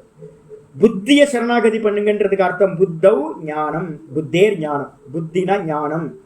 ஆத்ம ஞானத்துக்கு வந்து சரணாகதி பண்ணணும். ஆத்ம ஞானத்துக்கு சரணாகதி பண்ணிட்டு ஏன்னா மோட்சம் கொடுக்கறது, திரும்ப பிறக்காம இருக்கிறதுக்கு வந்து பார்த்தீங்கன்னா ஞானம் தேவை. அதை பண்றதுக்கு என்ன பண்ணணும்? சமத்துவம் வேணும். அப்ப சமத்துவ புத்தி மூலமா ஞான பிராப்தி. அப்ப அதனால நம்ம என்ன பண்ணணும்னு கேட்டீங்கன்னா சமத்துவ புத்திய சரணாகதி பண்ணணும். அந்த சமத்துவம் தான் வந்து பார்த்தீங்கன்னா மோட்சத்தை கொடுக்கக்கூடியது. அதனால சரணாகதி பண்ணுவாயாக. கிருபனா பலஹேத்தவா, ரொம்ப அற்புதமான வார்த்தை. இந்த பலன் மேல ஆசை உள்ளவர்கள் என்ன பண்றாங்க? பலஹேத்தவனா பலன் அனுபவிக்கிறதுக்கு என்ன பண்ணணும்? ஜென்மம் எடுக்கணும். நீங்க ஆசைப்பட்டது எல்லாத்தையும் அடையிறதுக்கு ஜென்மம் எடுத்துக்கிட்டே இருக்கணும். எனக்கு இந்த முறை பசங்களுக்கு வந்து பார்த்தீங்கன்னா கல்யாணம் பண்ணி வச்சாங்க, ஐயோ நல்லாவே ஆகலையே. சில பேருக்கு கல்யாணம் ஆகாமல் இருக்கு, பசங்களுக்கு அப்பா அம்மா துக்கப்படுறாங்க. சில பேருக்கு வந்து பார்த்தீங்கன்னா பசங்களுக்கு கல்யாணம் ஆச்சு, சரியான மேரேஜ் அமையல. சில பேருக்கு வந்து பார்த்தீங்கன்னா பேர குழந்தைங்க பிறக்கல. இது மாதிரி ஐயோ பசங்களுக்கு இப்படி ஆகிப்போச்சு, இவங்களுக்கு நல்ல கல்யாணம் ஆகாமல் இருக்க, அந்த மன வருத்தத்தோடையே நீங்கள் என்ன பண்ணுவீங்க இருக்கீங்கன்னு வச்சுங்க. அடுத்த ஜென்மம் என்ன ஆகும் தெரியுங்களா? நல்ல கல்யாணம் ஆகிற மாதிரி குழந்தைங்க பிறந்து நல்லா கல்யாணம் ஆகி சௌக்கியமாக இருப்பாங்க. திரும்ப பிறக்கணும். ஐயோ பேர குழந்தை பிறக்கலையேன்னு வருத்தப்பட்டுக்கிட்டு இருந்தீங்க அப்படின்னா நல்லா அடுத்த ஜென்மம் எடுத்து நல்ல பேர குழந்தைங்களும் பிறக்கிறதையும் பார்ப்பீங்க. ஜென்மம் எடுக்கணும். அது நல்லதோ கெட்டதோ எதா இருந்தாலும் பலஹேத்த வகை பலனை அனுபவிக்கிறதுக்காக ஜென்மத்தை எடுக்க வேண்டி இருக்கும். அதனால வந்து பார்த்தீங்கன்னா எவனெல்லாம் கர்ம பலன்ல ஆசைப்படுறானோ, ஒரு கர்மத்தை பண்ணி பண்ணி பண்ணி எனக்கு இது நடக்கட்டும் இது நடக்கட்டும் இது நடக்கட்டும்னு ஆசைப்படுறானோ, அப்படிப்பட்டவனுக்கு பேர் பலஹேத்தவகன்னு பேருக்கு. பலனுக்கு காரணமானவர்கள். என்னது? ஜென்மத்தை திரும்ப திரும்ப எடுக்கக்கூடியவர்கள். அவர்கள் யாருப்பா அப்படின்னு கேட்டீங்கன்னா ரொம்ப கேவலமா சொல்றாரு. அல்பங்க அவன். கிருப்பனக ஒரு வார்த்தையை சொல்ற, மகா அல்பன். ஏன் அப்படின்னு கேட்டீங்கன்னா பகவான் மோட்சத்தை கொடுக்கறதுக்கு ரெடியா இருக்கார். அவன் மோட்சத்தை விட்டுட்டு அல்பமான விஷயங்கள் எல்லாத்தையும் கேட்கறான் பாருங்க. எனக்கு இது கொடு அது கொடு. நம்ம என்ன கேட்போம் தெரியுங்களா? நான் ஏற்கனவே சொல்லியிருக்கேன், டிபார்ட்மெண்டல் ஸ்டோர் தான் இது. ஃபுல்லாக பெரிய மால், இது பெரிய சூப்பர் மார்க்கெட். இந்த உலகமே என்னது? ஒரு பெரிய சூப்பர் மார்க்கெட். இந்த சூப்பர் மார்க்கெட்டில் வந்து பார்த்தீங்கன்னா ஒரு காசு கொடுத்து எனக்கு அந்த வஸ்து கொடுங்க இந்த வஸ்து கொடுங்கன்னு ஒவ்வொருத்தரும் போய் வஸ்துக்கள் வாங்கிட்டு இருக்கோம். சூப்பர் மார்க்கெட் போனால் அதானே பண்ணுவோம். அது மாதிரி இதில் முமுக்ஷு மாதிரி இருக்கிறவங்க என்ன பண்ணுவாங்க தெரியுங்களா? இப்போ என்ன மாதிரி இருக்கிற ஆட்கள், உங்களுக்கு நான் சொல்லிக் கொடுக்க இந்த டெக்னிக்கெல்லாம் கொஞ்சமாவது புத்தி இருக்க, அதை கொடு இதை கொடுன்னு தனித்தனியாக கேட்கறத காட்டிலும் மொத்தத்தையும் நம்மளுக்கு ஆக்கிக்கிட்டா எவ்வளோ ஈஸியாக இருக்கும். வேணுங்கிறத எடுத்துக்கலாம். இல்லை காசு கொடுத்து வாங்கிட்டு இருக்கிறது தான் தேவையில்லைல்ல. என்ன பண்ணணும்? கடைக்காரனையே கேளுங்களேன், பெஸ்ட் அதானே. அந்த சூப்பர் மார்க்கெட் ஓனரையே கேட்டீங்க அப்படின்னா, ஓனர் நம்மளால ஆயிட்டான் அப்படின்னா மொத்த சூப்பர் மார்க்கெட்டு நம்மளது தானேங்க. அப்போ யார் அல்பன், யார் வந்து பார்த்தீங்கன்னா பெரிய புத்திசாலி? யோசிச்சு பாருங்க. மொத்த சூப்பர் மார்க்கெட்டோட ஓனரும் நான் எனக்கு ஃப்ரெண்ட் ஆகிட்டார், எனக்கு வேணும் அப்படின்னா என்னோடவர் ஆயிட்டாருன்னா அதுதான் பெரிய ஆசை. அப்போ ஆசைப்படுறதுலேயே பெரிய ஆசை என்னன்னு கேட்டிங்கன்னா, இந்த மொத்த பிரபஞ்சமும் என் மீது கல்பிதம், இது எல்லாம் நான் தான் பிரம்மஸ்வரூபமாக இருக்கேன்னு ஒருத்தன் ஆசைப்படுறான் அப்படின்னா அந்த ஆசைக்கு பேர் ஜிக்ஞாசு அப்படின்னு பேர். அவனுக்கு பேர். அவன் தான் வந்து பார்த்தீங்கன்னா இருக்கிறதுல உத்தமமான ஆள். நம்மலாம் என்ன பண்ணிட்டு இருக்கோம்னு கேட்டிங்கன்னா அல்பமாக 10 ரூபா கொடுத்து ஒரு பொருளை வாங்குகிறோம், 50 ரூபா கொடுத்து ஒரு வஸ்துவை வாங்குகிறோம், 100 ரூபா கொடுத்து ஒரு வஸ்துவை வாங்குகிறோம். இதே மாதிரி ஒவ்வொரு கர்மத்தையா பண்ணுறோம். அல்பமான பலன்களை நம்ம அடைஞ்சிக்கிட்டே இருக்கிறோம். இந்த பலன்கள் எல்லாம் வந்து பார்த்தீங்கன்னா அல்பமான பலன்கள். அதனால இந்த அல்பமான பலன்களை கேட்பவன் கிருப்பனகன்றதுக்கு அர்த்தம் வந்து பார்த்தீங்கன்னா அல்பன் அப்படின்னு அர்த்தம். பாஷ்யத்துக்கு வந்து ஆச்சாரியர் சொல்றார், தூரேனன்றதுக்கு அர்த்தம் அதிவிப்ரகர்ஷேன, ரொம்ப டிஸ்டன்ஸ். சம்ஸ்கிருதத்தில் வந்து தூரத்துக்கு அர்த்தம் வந்து பார்த்தீங்கன்னா அதிவிப்ரகர்ஷேன, ரொம்ப விலகி இருக்கிறதுன்னு அர்த்தம். ரொம்ப விலகி இருக்கு. எது? அது மட்டும் இல்லை, அவரம். ஏன் அப்படின்னு கேட்டீங்கன்னா ரொம்ப கீழானது. அப்போ என்ன அர்த்தம்? கீழானது ரொம்ப விலகி இருக்குன்னு அர்த்தம். மேலே இருக்கிறதுக்கு ரொம்ப விலகி கீழே இருக்குன்னு அர்த்தம். ஒரு சிகரத்தில் இருக்கிற மாதிரி வந்து பார்த்தீங்கன்னா ஒன்று, சிகரத்துக்கு கீழே ரொம்ப டிஸ்டன்ஸில் வந்து பார்த்தீங்கன்னா கீழே இருக்கு. எது அப்படின்னு கேட்டீங்கன்னா நிக்கிருஷ்டம். அபரம்ன்றதுக்கு அர்த்தம் கீழானது, நிக்கிருஷ்டம். எது அப்படின்னா கருமம். கருமம் ரொம்ப கீழானது. ஆசை வயப்பட்டு பண்ணக்கூடிய சகாம கருமங்கள் ரொம்ப கீழானது. பலார்த்தினா கிரியமான, பலார்த்தின்னு அர்த்தம் பலன் மேல ஆசை வச்சு எனக்கு இது வேணும் அது வேணும். யாராவது வந்து பார்த்தீங்கன்னா இனி இந்த பாடம்லாம் இவ்வளோ மெனக்கிட்டு பாடம் எடுக்கிறேன், பாடம் எடுத்து கோயிலில் போயிட்டு வந்து பார்த்தீங்கன்னா தனம் தானியம் பகபுத்திர லாபம் தீர்க்கமாயுன்னு சங்கல்பம் பண்ணிட்டு இருந்தீங்கன்னு வச்சுங்க, அவ்வளவுதான். அப்படியே சாப்பம் கிடைச்சிடும். நல்லா தெரிஞ்சுங்க, சாப்பம் கிடைச்சிடும். திரும்ப திரும்ப கீழே சாப்பம் என்னது, வேற எதுவும் சாப்பம் இல்லை. திரும்ப திரும்ப பிறந்து இறந்து போயிட்டே இருக்கும். அப்போ ஆசீர்வாதம் வேணும் அப்படின்னா குருவோட ஆசீர்வாதம், கிருஷ்ண பரமாத்மாவோட ஆசீர்வாதம் வேணும்னா ஒபே பண்ணுங்க. பகவான் என்ன சொல்றாரோ அதை ஒபே பண்ணுங்க. என்ன ஒபே பண்ணணும்? எப்போ கோயிலுக்கு போனாலும் பகவான் பார்த்துப்பார், பகவான் பிரீத்தி அடையட்டும், ஈஸ்வர பிரீத்தி அர்த்தம்னு சொல்லி பண்ணுங்க. அப்படி பண்ணீங்கன்னா தப்பிச்சுக்கலாம். ஜென்மம் வந்து பார்த்தீங்கன்னா ஒரு 10 ஜென்மம் ஒவ்வொரு முறையும் ஈஸ்வரன்ட்ட போயிட்டு ஈஸ்வர பிரீத்தி அர்த்தம்னு ஒவ்வொன்றா நீங்கள் பண்ண 10 ஜென்மம் கம்மியாயிட்டே போகுதுன்னு வச்சுங்க. ஈஸியாக வந்து பார்த்தீங்கன்னா ஜென்மம் இல்லாமல் நம்ம போயிடலாம். சகாமத்தை வந்து பலார்த்தினா கிரியமான கருமை, பலன் மேல ஆசை வச்சு செய்யக்கூடிய கருமங்கள் ரொம்ப கீழானது, ரொம்ப டிஸ்டன்ஸ். நீங்க மோட்ச மார்க்கத்திலிருந்து பகவான்கிட்ட இருந்து ரொம்ப தூரமா போயிட்டே இருக்கீங்கன்னு அர்த்தம். கேட்க அவர் வெறுப்பு ஆகிட்டே இருப்பார். என்னப்பா இது, நான் வந்து என்ன கேட்க மாட்டேன்றானே, என் மேல அன்பு செய்ய மாட்டேன்றானே, என் மேல லவ் வர மாட்டேங்குதே, அவனுக்கு பிரேமம் வர மாட்டேங்குது, என்கிட்ட இருக்க வஸ்துக்களையே கேட்கிறானே அப்படின்னு அவர் என்ன பண்ணுவார்? அவரோட ஹிருதயத்திலிருந்து நம்ம ரொம்ப விலகி போயிட்டே இருக்கோம்.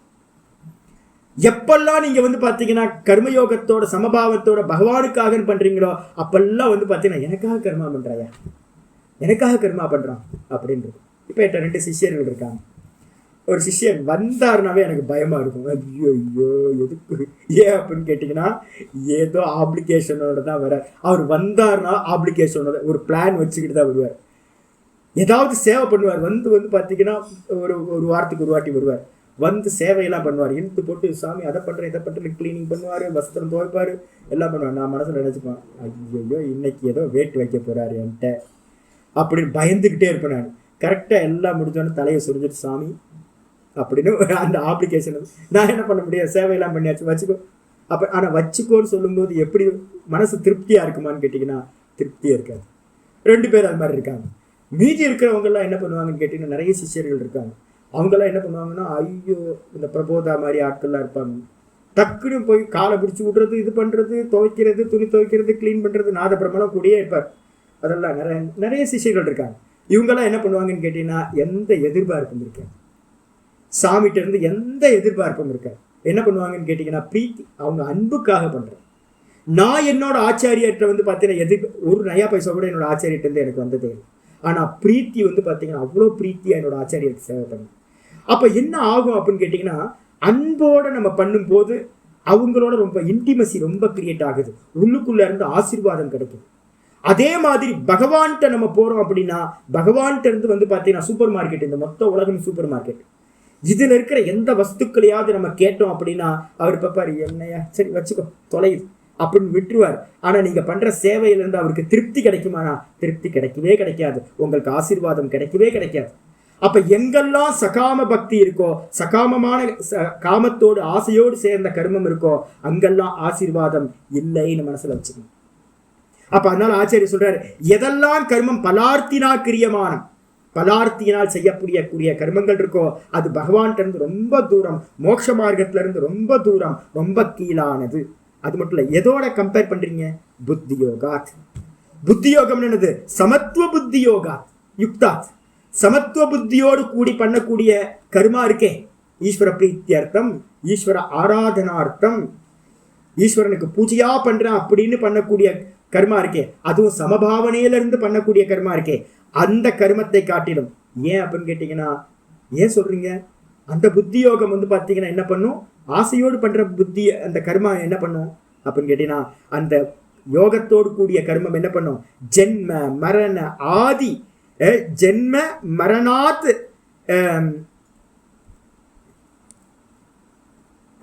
ஜென்ம மரணாதி ஹேத்துத்வா. இந்த சகாம கர்மம் என்ன கொடுக்கும்? உங்களுக்கு ஜென்மத்தை கொடுக்கும், மரணத்தை கொடுக்கும். செத்து பொழைச்சி திரும்ப திரும்ப கேட்டதெல்லாம் அனுபவிச்சு அனுபவிச்சு அனுபவிச்சு சுத்திக்கிட்டே இருக்க வேண்டியதுதான். இந்த மொத்த உலகத்திலேயே 84 லட்சம் யோனிலையும் பிறந்து இறந்து அதை காட்டிலும் புத்தி யோகத்தினால நீங்க கர்மா பண்ணினீங்கன்னா, சமத்துவ புத்தியோட ஈஸ்வரார்ப்பணமா நீங்க பண்ணீங்கன்னா, அது என்ன பண்ணுவோம்? உங்களுக்கு நல்லா ஞானத்தை கொடுத்து, சமத்துவ பாவனையை கொடுத்து, ஞானத்தை கொடுத்து, ஞான நிஷ்டைன்னு சொல்லக்கூடிய மோட்சத்தையும் கொடுக்கும். ஜென்ம மரணத்திலிருந்து தப்பிச்சுக்கலாம். அப்ப ஜென்ம மரணத்திலிருந்து தப்பிச்சுக்கிற கர்மத்தை காட்டிலும் ஜென்ம மரணத்தை கொடுக்கக்கூடிய சகாம கர்மம் ரொம்பவும் கீழானது அப்படின்னு நிர்ணயம் பண்றது. எத ஏவம் யோக விஷயாயாம், எத்தகனா எந்த காரணத்தினால, ஏவம் இந்த விதமாக, யோக விஷயாயாம் புத்தம், இந்த யோக விஷய புத்தி இருக்கோ அதனால நீ என்ன பண்ணு? புத்தவ்னு அர்த்தம், புத்தவ் சரணம் அன்பிச்ச, புத்தியை சரணாகதி பண்ணு. புத்தினா என்ன சுவாமி அப்படின்னு கேட்டா, தத்து பரிபாக்க ஜாயாம் வா. என்னது? யோக விஷயாம் தத் பரிபாக்க ஜாயாம். முதல்ல யோகம் பண்ணுங்க, சமபாவனையிலிருந்து ஈஸ்வரார்ப்பணமா பண்ணிக்கிட்டே இருங்க. மெதுவா மெதுவா மனசுக்கு சமத்துவம் வர வர வர வர வர அப்ப உள்ளுக்குள்ளார பார்த்தீங்கன்னா சித்தம் சமமா இருக்க இருக்க இருக்க இருக்க நல்ல பகவான் என்ன பண்ணுவார்? இவன் யோக்கியதை ஆயிட்டான்னு மெதுவா ஒரு குருவை அனுப்பி வைப்பார். குரு வந்ததுக்கு பிறகு பார்த்தீங்கன்னா சொல்ற சாஸ்திரங்கள் எல்லாமே உள்ளுக்குள்ளார நல்லா புரிய ஆரம்பிக்கும். நான் அப்படின்ற அந்த தத்துவம் நல்லா தெரிய ஆரம்பிச்சிடும். அதனாலதான் இங்க சொல்ற தத்து பரிபாக்க ஜாயாம். அந்த யோகத்தை பண்ண பண்ண பண்ண, சமத்துவ புத்திய நல்லா அபியாசம் பண்ண பண்ண பண்ண அதோட பரிபாக்கம், காயா இருக்கிறது பழுத்து பழமா ஞான பழமா ஆகிவிடும். அதுதான் பாத்தீங்கன்னா சாங்கிய புத்தவ், சாங்கிய ஞானம். அப்ப புத்தவனா என்ன அர்த்தம்? முதல் புத்தினா புத்தியை சரணாகதி பண்ணுனா சமத்துவ புத்தியை சரணாகதி பண்ணு.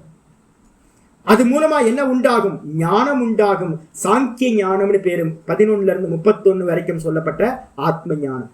அப்போ அந்த ஆத்ம ஞானத்தை பாத்தீங்கன்னா சரணம் அன்பிச்ச. சரணம்னா என்ன அர்த்தம்? அப்படின்னா ஆசிரியம், சார்ந்து இருக்கிறது. எப்பவுமே பாத்தீங்கன்னா மோட்சத்துக்கு கொடுக்கக்கூடிய அந்த ஆத்ம வித்யாவையே டிபெண்ட் பண்றது. அந்த ஆத்ம வித்யாவையே சார்ந்து இருந்துகிட்டு டிபெண்ட் பண்ணிக்கிட்டு ஆசிரியமா எடுத்துக்கிட்டு, ஏன் அப்படின்னு கேட்டீங்கன்னா அபயப்பிராப்தி காரணம். ஏன்னு கேட்டீங்கன்னா அந்த ஆத்ம ஞானம் தான் நமக்கு என்ன கொடுக்கும்? அபயத்தை கொடுக்கும், மோட்சத்தை கொடுக்கும். மோட்சம்தான் பயமில்லாத ஸ்தானம். திரும்ப திரும்ப பிறக்க போறோம். ஐயோ நேற்றுலாம் நான் அனிமல் பிளானட் அந்த அடிக்கடி பார்த்துக்கிட்டே இருக்கிறேன். ஐயோ என்ன சர்வைவலுக்காக ஒவ்வொரு ஜீவராசியும் எவ்வளோ கஷ்டப்படுத்துங்க. செத்து பொழைச்சி ஜீவராசியா பிறந்துட்டோன்னு வச்சுங்களேன். இப்போவும் மனுஷங்களும் அதே தானே. என்ன நடக்கும் ஏது நடக்கும் நமக்கு தெரியாது. எந்த ரோகம் வரும் என்னன்னே தெரியாது. ஒரே பயம் பயம் பயம். இந்த சரீரத்துக்கு பார்த்தீங்கன்னா பிருகதாரண்யத்துல ஒரு பேர் கொடுக்குது, பிபேத்சியம் அப்படின்னு பேர். பிபேத்சியம்னு சரீரத்துக்கு ஒரு பேர். பிபேத்சியம்னா என்ன அர்த்தம் கேட்டீங்கன்னா சதா காலமும் பயத்தை கொடுப்பதுன்னு அர்த்தம். இந்த சரீரம் நமக்கு என்னைக்காவது சுகம் கொடுத்துருக்கா அப்படின்னு கேட்டீங்கன்னா, ஏதோ கருப்பா ஆயிடுச்சு. கண்ணாடி காலையில் எந்திரிச்சோனே முதல்ல போய் கண்ணாடியை பார்த்தோன்னே ஏதோ கருப்பா இருக்கு, நரமுடி அதிகமாயிடுச்சு, வயசாயிடுச்சோ, ஐயோ கண்ணெல்லாம் கருவளையம் விழுந்துருச்சே, ஏன்னா பிளட் ப்ரெஷர் அதிகமாக இருக்குமோ, இல்லை சுகர் கம்மியாக இருக்குமோ, என்னது டாக்டர்கிட்ட போய் பார்க்கணுமே அப்படின்னு முகத்தை பார்த்தாவே பார்த்தீங்கன்னா நமக்கு ஒரி வர ஆரம்பிச்சிருது. வெயிட் லாஸ் ஆகிட்டு இருக்கோ, முன்னாடி இருந்த மாதிரி இல்லையே, மூட்டு வலிக்குது, அது நடக்குது இது நடக்குது. இந்த சரீரம் சதா காலமும் நமக்கு என்ன கொடுத்துக்கிட்டு இருக்குன்னா பயத்தையே கொடுத்துக்கிட்டு. அதனால இதுக்கு என்ன பேரு? பிபேத்சியம், பயப்படுத்துவது. அப்ப இதை திரும்ப திரும்ப ஜென்மத்தை எடுத்துக்கிட்டு பயந்துகிட்டே இருக்கணும். ஆனா இந்த கர்மயோகம், இந்த கர்மயோகத்து மூலமா ஞான பிராப்தி அடைஞ்சோம் அப்படின்னா அதுதான் நமக்கு அபயஸ்தானமா இருக்கிறது. அபய பிராப்தி காரணம் இந்த ஞானம். அபயத்தை பிராப்தி பண்றதுக்கு காரணமா இருக்கக்கூடிய ஞானம், அதுக்கு காரணமா இருக்கக்கூடிய கர்மம். அப்ப இந்த ரெண்டுமே புத்தி யோகம்னு பேரு. அந்த புத்தியை பாத்தீங்கன்னா சரணாகதி பண்ணு. அப்போ என்ன அர்த்தம்? அன்விச்சன்னு என்ன அர்த்தம்? பிரார்த்தயஸ்வ பரமார்த்த ஞான சரணோ பவ இத்தியர்த்தக. ஆச்சார் ரொம்ப தெளிவா சொல்றார். பரமார்த்த ஞானத்தை சரணாகதி பண்ணு, அதையே பிரார்த்தனை பண்ணு என்று அர்த்தமாகிறது. எதையாவது இந்த உலகத்துல கேட்குறீங்கன்னா ஒரே ஒரு காமம் இருக்கட்டும். எங்க சுவாமி அடிக்கடி சொல்வார், ஈஸ்வரன் வேணும், ஈஸ்வர தரிசனம் வேணும், மோட்சம் அடையணும். இந்த ரெண்டுத்தை தவிர்த்து வேற எந்த கர்மா பண்ணினீங்கனாலும், எந்த ஆசைப்பட்டாலும், சங்கல்பம் பண்ணாலும் அது வந்து பார்த்தீங்கன்னா அபயத்தை கொடுக்காது, பயத்தை தான் கொடுக்கும். அதனால பயத்தில் இருக்கணுமா அபயத்துக்கு போகணுமான்னு நீங்க முடிவு பண்ணுங்க. இந்த சாங்கியத்தை வந்து பார்த்தீங்கன்னா ஆத்ம ஞானத்தை சரணாகதி செய்வீர்களாக. அதுக்கப்புறம் யதக, எந்த காரணத்தினால, அவரம் கர்ம குருவானக, எந்த காரணத்தினால அப்படின்னா ஒரு ஸ்ருதி வந்து பார்த்தீங்கன்னா அருமையான ஸ்ருதி சொல்லப்பட்டிருக்கு. அவரம் கர்ம குருவானக, எவன் வந்து பார்த்தீங்கன்னா கீழான கர்மத்தை, கீழான கர்மம் மேலான கர்மம்னா என்ன அர்த்தம்? எந்த கர்மம் வேணா இருக்கலாம், கீழானது மேலானது. பூஜை பண்ணலாம், நம்ம நினைச்சிட்டு இருக்கோம் ஆஹா பெரிய பூஜை பண்றாரு, நல்ல பூஜாரி, ரொம்ப அற்புதமா நல்ல பூஜை பண்ணிட்டு இருக்காரு. இன்னொருத்த வந்து பார்த்தீங்கன்னா கசாப்பு கடையில மாமிசத்தை வெட்டிக்கிட்டு இருக்கான். அப்போ ஒன்று உயர்ந்த கர்மா, ஒன்று தாழ்ந்த கர்மான்னு இந்த உலகத்துல இருக்கா? ஒருத்தன் செருப்பு தைச்சிக்கிட்டு இருக்கான். நான் ஒரு செப்பல் தைக்கிறதுக்கு ஒரு இடத்துக்கு போவேன், இந்த திருவண்ணாமலையில் கோயில் பக்கத்தில். ஒரு நாள் போய் வந்து பார்த்தீங்கன்னா நான் வந்து பார்த்தீங்கன்னா கொஞ்சம் ரொம்ப கீழாக இருக்கிறவங்களுக்கு, ரொம்ப வருமானமே இல்லாதவங்களுக்கு நான் நல்லாவே கொடுத்துட்டு வருவேன். ஒரு 10 ரூபாய்க்கு வேலை செஞ்சேன்னு 100 ரூபாய் 200 ரூபான்னு கொடுத்துட்டு அவங்களை சாப்பிட வச்சு ஏதாவது ஒரு எப்பவுமே அதான் என்னோட நேச்சராக வச்சுருக்கேன். ஒரு 10 ரூபா வந்து பார்த்தீங்கன்னா ஒரு இடத்துல வந்து பார்த்தீங்கன்னா 20 ரூபா கொடு சாமி அப்படின்னு சொன்னேன். நான் 20 ரூபா கொடுக்கறதுக்கு பதிலாக 100 ரூபாய் எடுத்து கொடுத்தா அதெல்லாம் வேணாம் சார், போதும் சாமி, பகவான் என்ன கொடுக்குறாரு அது போதும் சாமி. ஒரு பெரிய குரு அவரெல்லாம் எனக்கு. ஒரு செருப்பு தைக்கிறவர் வந்து பார்த்தீங்கன்னா 20 ரூபாய் போதும்னு எவ்வளோ பொலிட்டீஷியன் இருக்காங்க, எவ்வளோ பிஸ்னஸ் மேன் இருக்காங்க. போதுன்ற எண்ணம் யாருக்காவது வந்திருக்கான? வரவே இல்லை. ஆசைன்றது வந்து பார்த்தீங்கன்னா எல்லை இல்லாமல் போயிட்டே இருக்கு. எலன் மஸ்கிட்ட போய் கேட்டிங்க அப்படின்னா அவர் வந்து பார்த்தீங்கன்னா அவர் சொல்லுவார் எனக்கு இது பண்ணணும் அதை பண்ணணும், சந்திரனில் வந்து பார்த்தீங்கன்னா குடியேற்றம் பண்ணணும், அதை ஆக்கிரமிக்கணும் அப்படின்னு அவருக்கு ஆசை இருக்கு. அப்போ வாஸ்தவத்தில் என்னன்னு கேட்டிங்கன்னா ஒரு செருப்பு தைக்கிறவன் வந்து பார்த்தீங்கன்னா பரம திருப்தியோட போதும் சாமி நீ வச்சுக்கோ சாமி. ஒரு ஜெராக்ஸ் கடையில் போகிறேன் நான் வந்து பார்த்தீங்கன்னா ஏதோ ஒரு பை தைக்கிறதுக்காக ஒரு டைலர்கிட்ட போனேன், நானும் நாதபிரம்மன் போயிட்டு வந்து பார்த்தீங்கன்னா எக்ஸ்ட்ரா இல்லை ஜி, ஒரு இதுக்கு வந்து ஒரு மேன் பவருக்குன்னு ஒரு மரியாதை இருக்குது, இதாங்க ஒரு 20 ரூபாய்லாம் வேணாம், ஒரு 50 ரூபா வச்சுக்கணும். முடியவே முடியாது சாமிட்டு அந்த ஆள் வந்து பார்த்தீங்கன்னா வலுக்கட்டாமல் என்கிட்ட வந்து 30 ரூபாயை திரும்பி கொடுத்தாரு. இல்லை ஜி இருக்கட்டும் ஜி, இவ்வளோ நேரம் நீங்கள் ஒர்க் பண்ணியிருக்கீங்க. இல்லை சாமி அப்படி அந்த திருப்தி இருக்குது பார்த்தீங்களா, அந்த திருப்தி வந்து பார்த்தீங்கன்னா கிடைக்கிறது வந்து தொழிலில் நல்லா தெரிஞ்சுங்க. எந்த தொழில் வந்து பார்த்தீங்கன்னா மேலே கீழே, எந்த காரியம் மேலே கீழே இல்லை. பூஜை பண்ணுறதுலவே இன்னொருத்தர் இருக்கார், பூஜை பண்ணுற பூஜாரி வந்து பார்த்தீங்கன்னா பரம திருப்தியாக வந்து பூஜை பண்ணி வைக்கிறார். ஒரு நாமத்தை வந்து பார்த்தீங்கன்னா அஷ்டோத்தரம் சொல்கிறாரு. எப்படி சொல்கிறாரு அப்படின்னு கேட்டிங்கன்னா தனி அவசரம் இல்லாமல் நல்லா அர்ச்சனை பண்ணுறாரு, நல்லா பூஜை பண்ணுறாரு. எக்ஸ்ட்ரா கொடுத்தீங்கன்னா நான் டெய்லி பூத்தநாராயணன் கோயிலுக்கு போவேன், அங்கே இருக்க பூஜாரி வந்து பார்த்தீங்கன்னா நல்லா சின்சியராக பூஜை பண்ணுவார். நான் ஏதாவது தட்சணை கொடுக்கும்போது சம்பாவனை கொடுக்கும்போது என்ன பண்ணுவார் அப்படின்னா சாமி சாமி பதறுவார், அப்படி சாமி சாமி வேணாம் சாமி. யோசிச்சு பாருங்க எவ்வளோ அற்புதமான மனிதர்கள் இருக்காங்க இந்த உலகத்தில். அப்போ வந்து பார்த்தீங்கன்னா யாரெல்லாம் ஆசைப்படுறானோ அவன் பண்ணுற கர்மா எவ்வளோ உயர்ந்ததாக இருந்தாலும் தாழ்ந்தது. எந்த அளவுக்கு ஆசை இல்லாமல் நீங்கள் வந்து பார்த்தீங்கன்னா பண்ணுறீங்களோ கர்மா, அது எவ்வளோ லோ லெவலாக இருந்தாலும், செருப்பு தைக்கிறதா இருந்தாலும் அது உயர்ந்தது. அப்போ பின்னாடி என்னன்னு கேட்டீங்கன்னா கர்மத்துக்கு பின்னாடி என்ன மர்மம் இருக்குன்னா பலன் மேலே ஆசை இருக்கா, பலன் மேலே ஆசை இல்லையா, இதை வச்சுதான் கர்மம் உயர்ந்ததா தாழ்ந்ததான்னு தீர்மானிக்கப்படுது. ஆச்சாரிய சொல்றார் எந்த காரணத்தினால அவரம் கர்ம குருவான, அவரம் கர்மன் என்ன அர்த்தம்? சகாமமான ஆசையோடு கூடிய கர்மத்தை ஒருத்தன் பண்றானோ அவங்க யாருன்னு கேட்டீங்கன்னா கிருப்பனா. கிருப்பனான என்ன அர்த்தம்? தீனாக, ரொம்ப பாவர்ட்டியான ஆளுங்க. போதுன்றவன் வந்து பார்த்தீங்கன்னா கோட்டீஸ்வரன். போதுன்ற ஒரு எண்ணம் வருதுன்னா யாருக்கு வரும்? பூரணமா ஒருத்தனுக்கு இருந்துச்சுன்னா தான் போதும் சாமி அப்படின்னு. அப்போ ஒரு செருப்பு தைக்கிறவன்ட்ட வந்து பார்த்தீங்க அப்படின்னா என்ன இருக்கு? போதுன்ற எண்ணம் இருக்கு. அவன் தான் இந்த உலகத்திலே பெரிய கோட்டீஸ்வரன். பிச்சை எடுத்துட்டு இருக்க ஆட்கள்லாம் நிறைய எனக்கு நான் கொடுக்குறேன். ஒரு பாட்டி வரும், சாமி நீ வச்சுக்க சாமி, உனக்கு வேணுமா சாமி, நான் தரேன் சாமி அப்படின்னு. ஷூ 80 வயசு லேடி ரோட்டில் வந்து பார்த்தீங்கன்னா ஆசிரியமே இல்லாமல் ரோட்டில் படுத்துக்கிட்டு ஒன்றுமே இல்லாமல் இருக்கிற ஒரு ஸ்திரீட்டை வந்து பார்த்தீங்கன்னா என்ன இருக்குன்னா ஒரு அம்மாட்ட நீ வச்சுக்கோ சாமி அப்படின்னு சொல்லு. எதுவும் வேணாம் சாமி, போதும் சாமி நீ வச்சுக்கோ சாமி அப்படின்னு. ஷோ என்ன மனுஷன் எங்க இந்த உலகத்தில் இருக்காங்க. அப்போ வந்து பார்த்தீங்கன்னா ஆசையே இல்லாத மனிதர்கள் கோட்டீஸ்வரர்கள். ஆசைப்பட்டவன் வந்து பார்த்தீங்கன்னா எவ்வளோ பணம் வச்சிருந்தாலும் அவன் தீனன். மந்திரம் சொல்லுது கிருப்பனாக. கிருப்பனாக என்ன அர்த்தம்? அல்ப புத்திங்க. இன்னும் போதுன்ற எண்ணம் வரவே மாட்டேங்குது அவனுக்கு. தீன பாவத்திலே இருக்கான். ஏதாவது கொடுத்தா நல்லா இருக்குமே. தீனபாவம் என்ன தெரியுங்களா? ரோட்டில் உட்காந்து ஐயா சாமி ஒரு 50 காசு கொடுங்களேன், ஐயா சாமி ஒரு 1 ரூபா கொடுங்களேன், 10 ரூபா கொடுங்களேன் அப்படின்னு இந்த பிச்சை எடுக்கிறவங்கள திருவண்ணாமலைக்கு வந்தீங்கன்னா ரொம்ப பாவமாக இருப்பான். அப்படியே ஏதாவது கொடுங்களேன் ஏதாவது கொடுங்களேன். என்ன வித்தியாசம் நமக்கும் அவங்களுக்கும்? பெரிய கர்மா பண்ணுறான். என்ன பண்ணுறான்னு கேட்டிங்கன்னா, கடவுள்கிட்ட போயிட்டு பெரிய யாகத்தை பண்ணி பூஜையை பண்ணி என்ன பண்ணி கேட்குறான் அப்படின்னு கேட்டிங்கன்னா, பெருசாக கேட்குறான் சங்கல்பம் பண்ணி. அப்போ கேட்கறதுன்றது வந்து பார்த்தீங்கன்னா, ரோட்டில் இருந்துக்கிட்டு 50 காசு 1 ரூபாய் கேட்குறவனும், ஒரு கர்மத்தை பண்ணி சங்கல்பம் பண்ணி எனக்கு இதை கொடு அதை கொடுன்னு கேட்குறவனும் 2 பேரும் ஈக்குவல் தான். தீனபாவம். தீனபாவம்னு அர்த்தம் ரொம்ப பாவர்ட்டியில ரொம்ப அல்பனா இருந்துக்கிட்டு, ஐயா சாமி எதாவது பிச்சை கொடு சாமி, ஐயா சாமி ஏதாவது பிச்சை கொடு சாமின்னு பிச்சைக்காரன் கேட்குற மாதிரியே தான் நம்ம சாமிகிட்ட போயிட்டு என்ன கேட்டுக்கிட்டு இருக்கோம்? பிச்சை கேட்டுக்கிட்டு இருக்கோம். அப்போ அல்பன் தானே. அதான் இங்கே சொல்றாரு. கிருப்பனாக்கு அர்த்தம் வந்து பார்த்தீங்கன்னா தீனாகான்னு பேர். யாரு தீனர்கள்? ஏழைகள், ரொம்ப ஏழைகள், கோட்டீஸ்வரன்லாம் இல்லை. அதனால வந்து பார்த்தீங்கன்னா பலகேத்தவக. யாரு பலகேத்தவ? பல திருஷ்ணா பரியுக்தாக சந்தக. யாரெல்லாம் பலன் மேல ஆசைப்பட்டு கர்மங்களை பண்றாங்களோ அவர்கள் எல்லாம் பாவங்க, ரொம்ப பாவங்க. நம்ம சொல்றோம்ல, ஐயோ பாவம், ரொம்ப பாவமா இருக்கார் அப்படின்னு சொல்றோம்ல. அப்ப உலகத்துல யாரெல்லாம் ஆசைப்பட்டு கர்மத்தை பண்றாங்களோ ஐயோ பாவம், அல்பர் பாவம். ஏதோ இல்லாதது கேட்கறோம், இல்லை அவன்கிட்ட.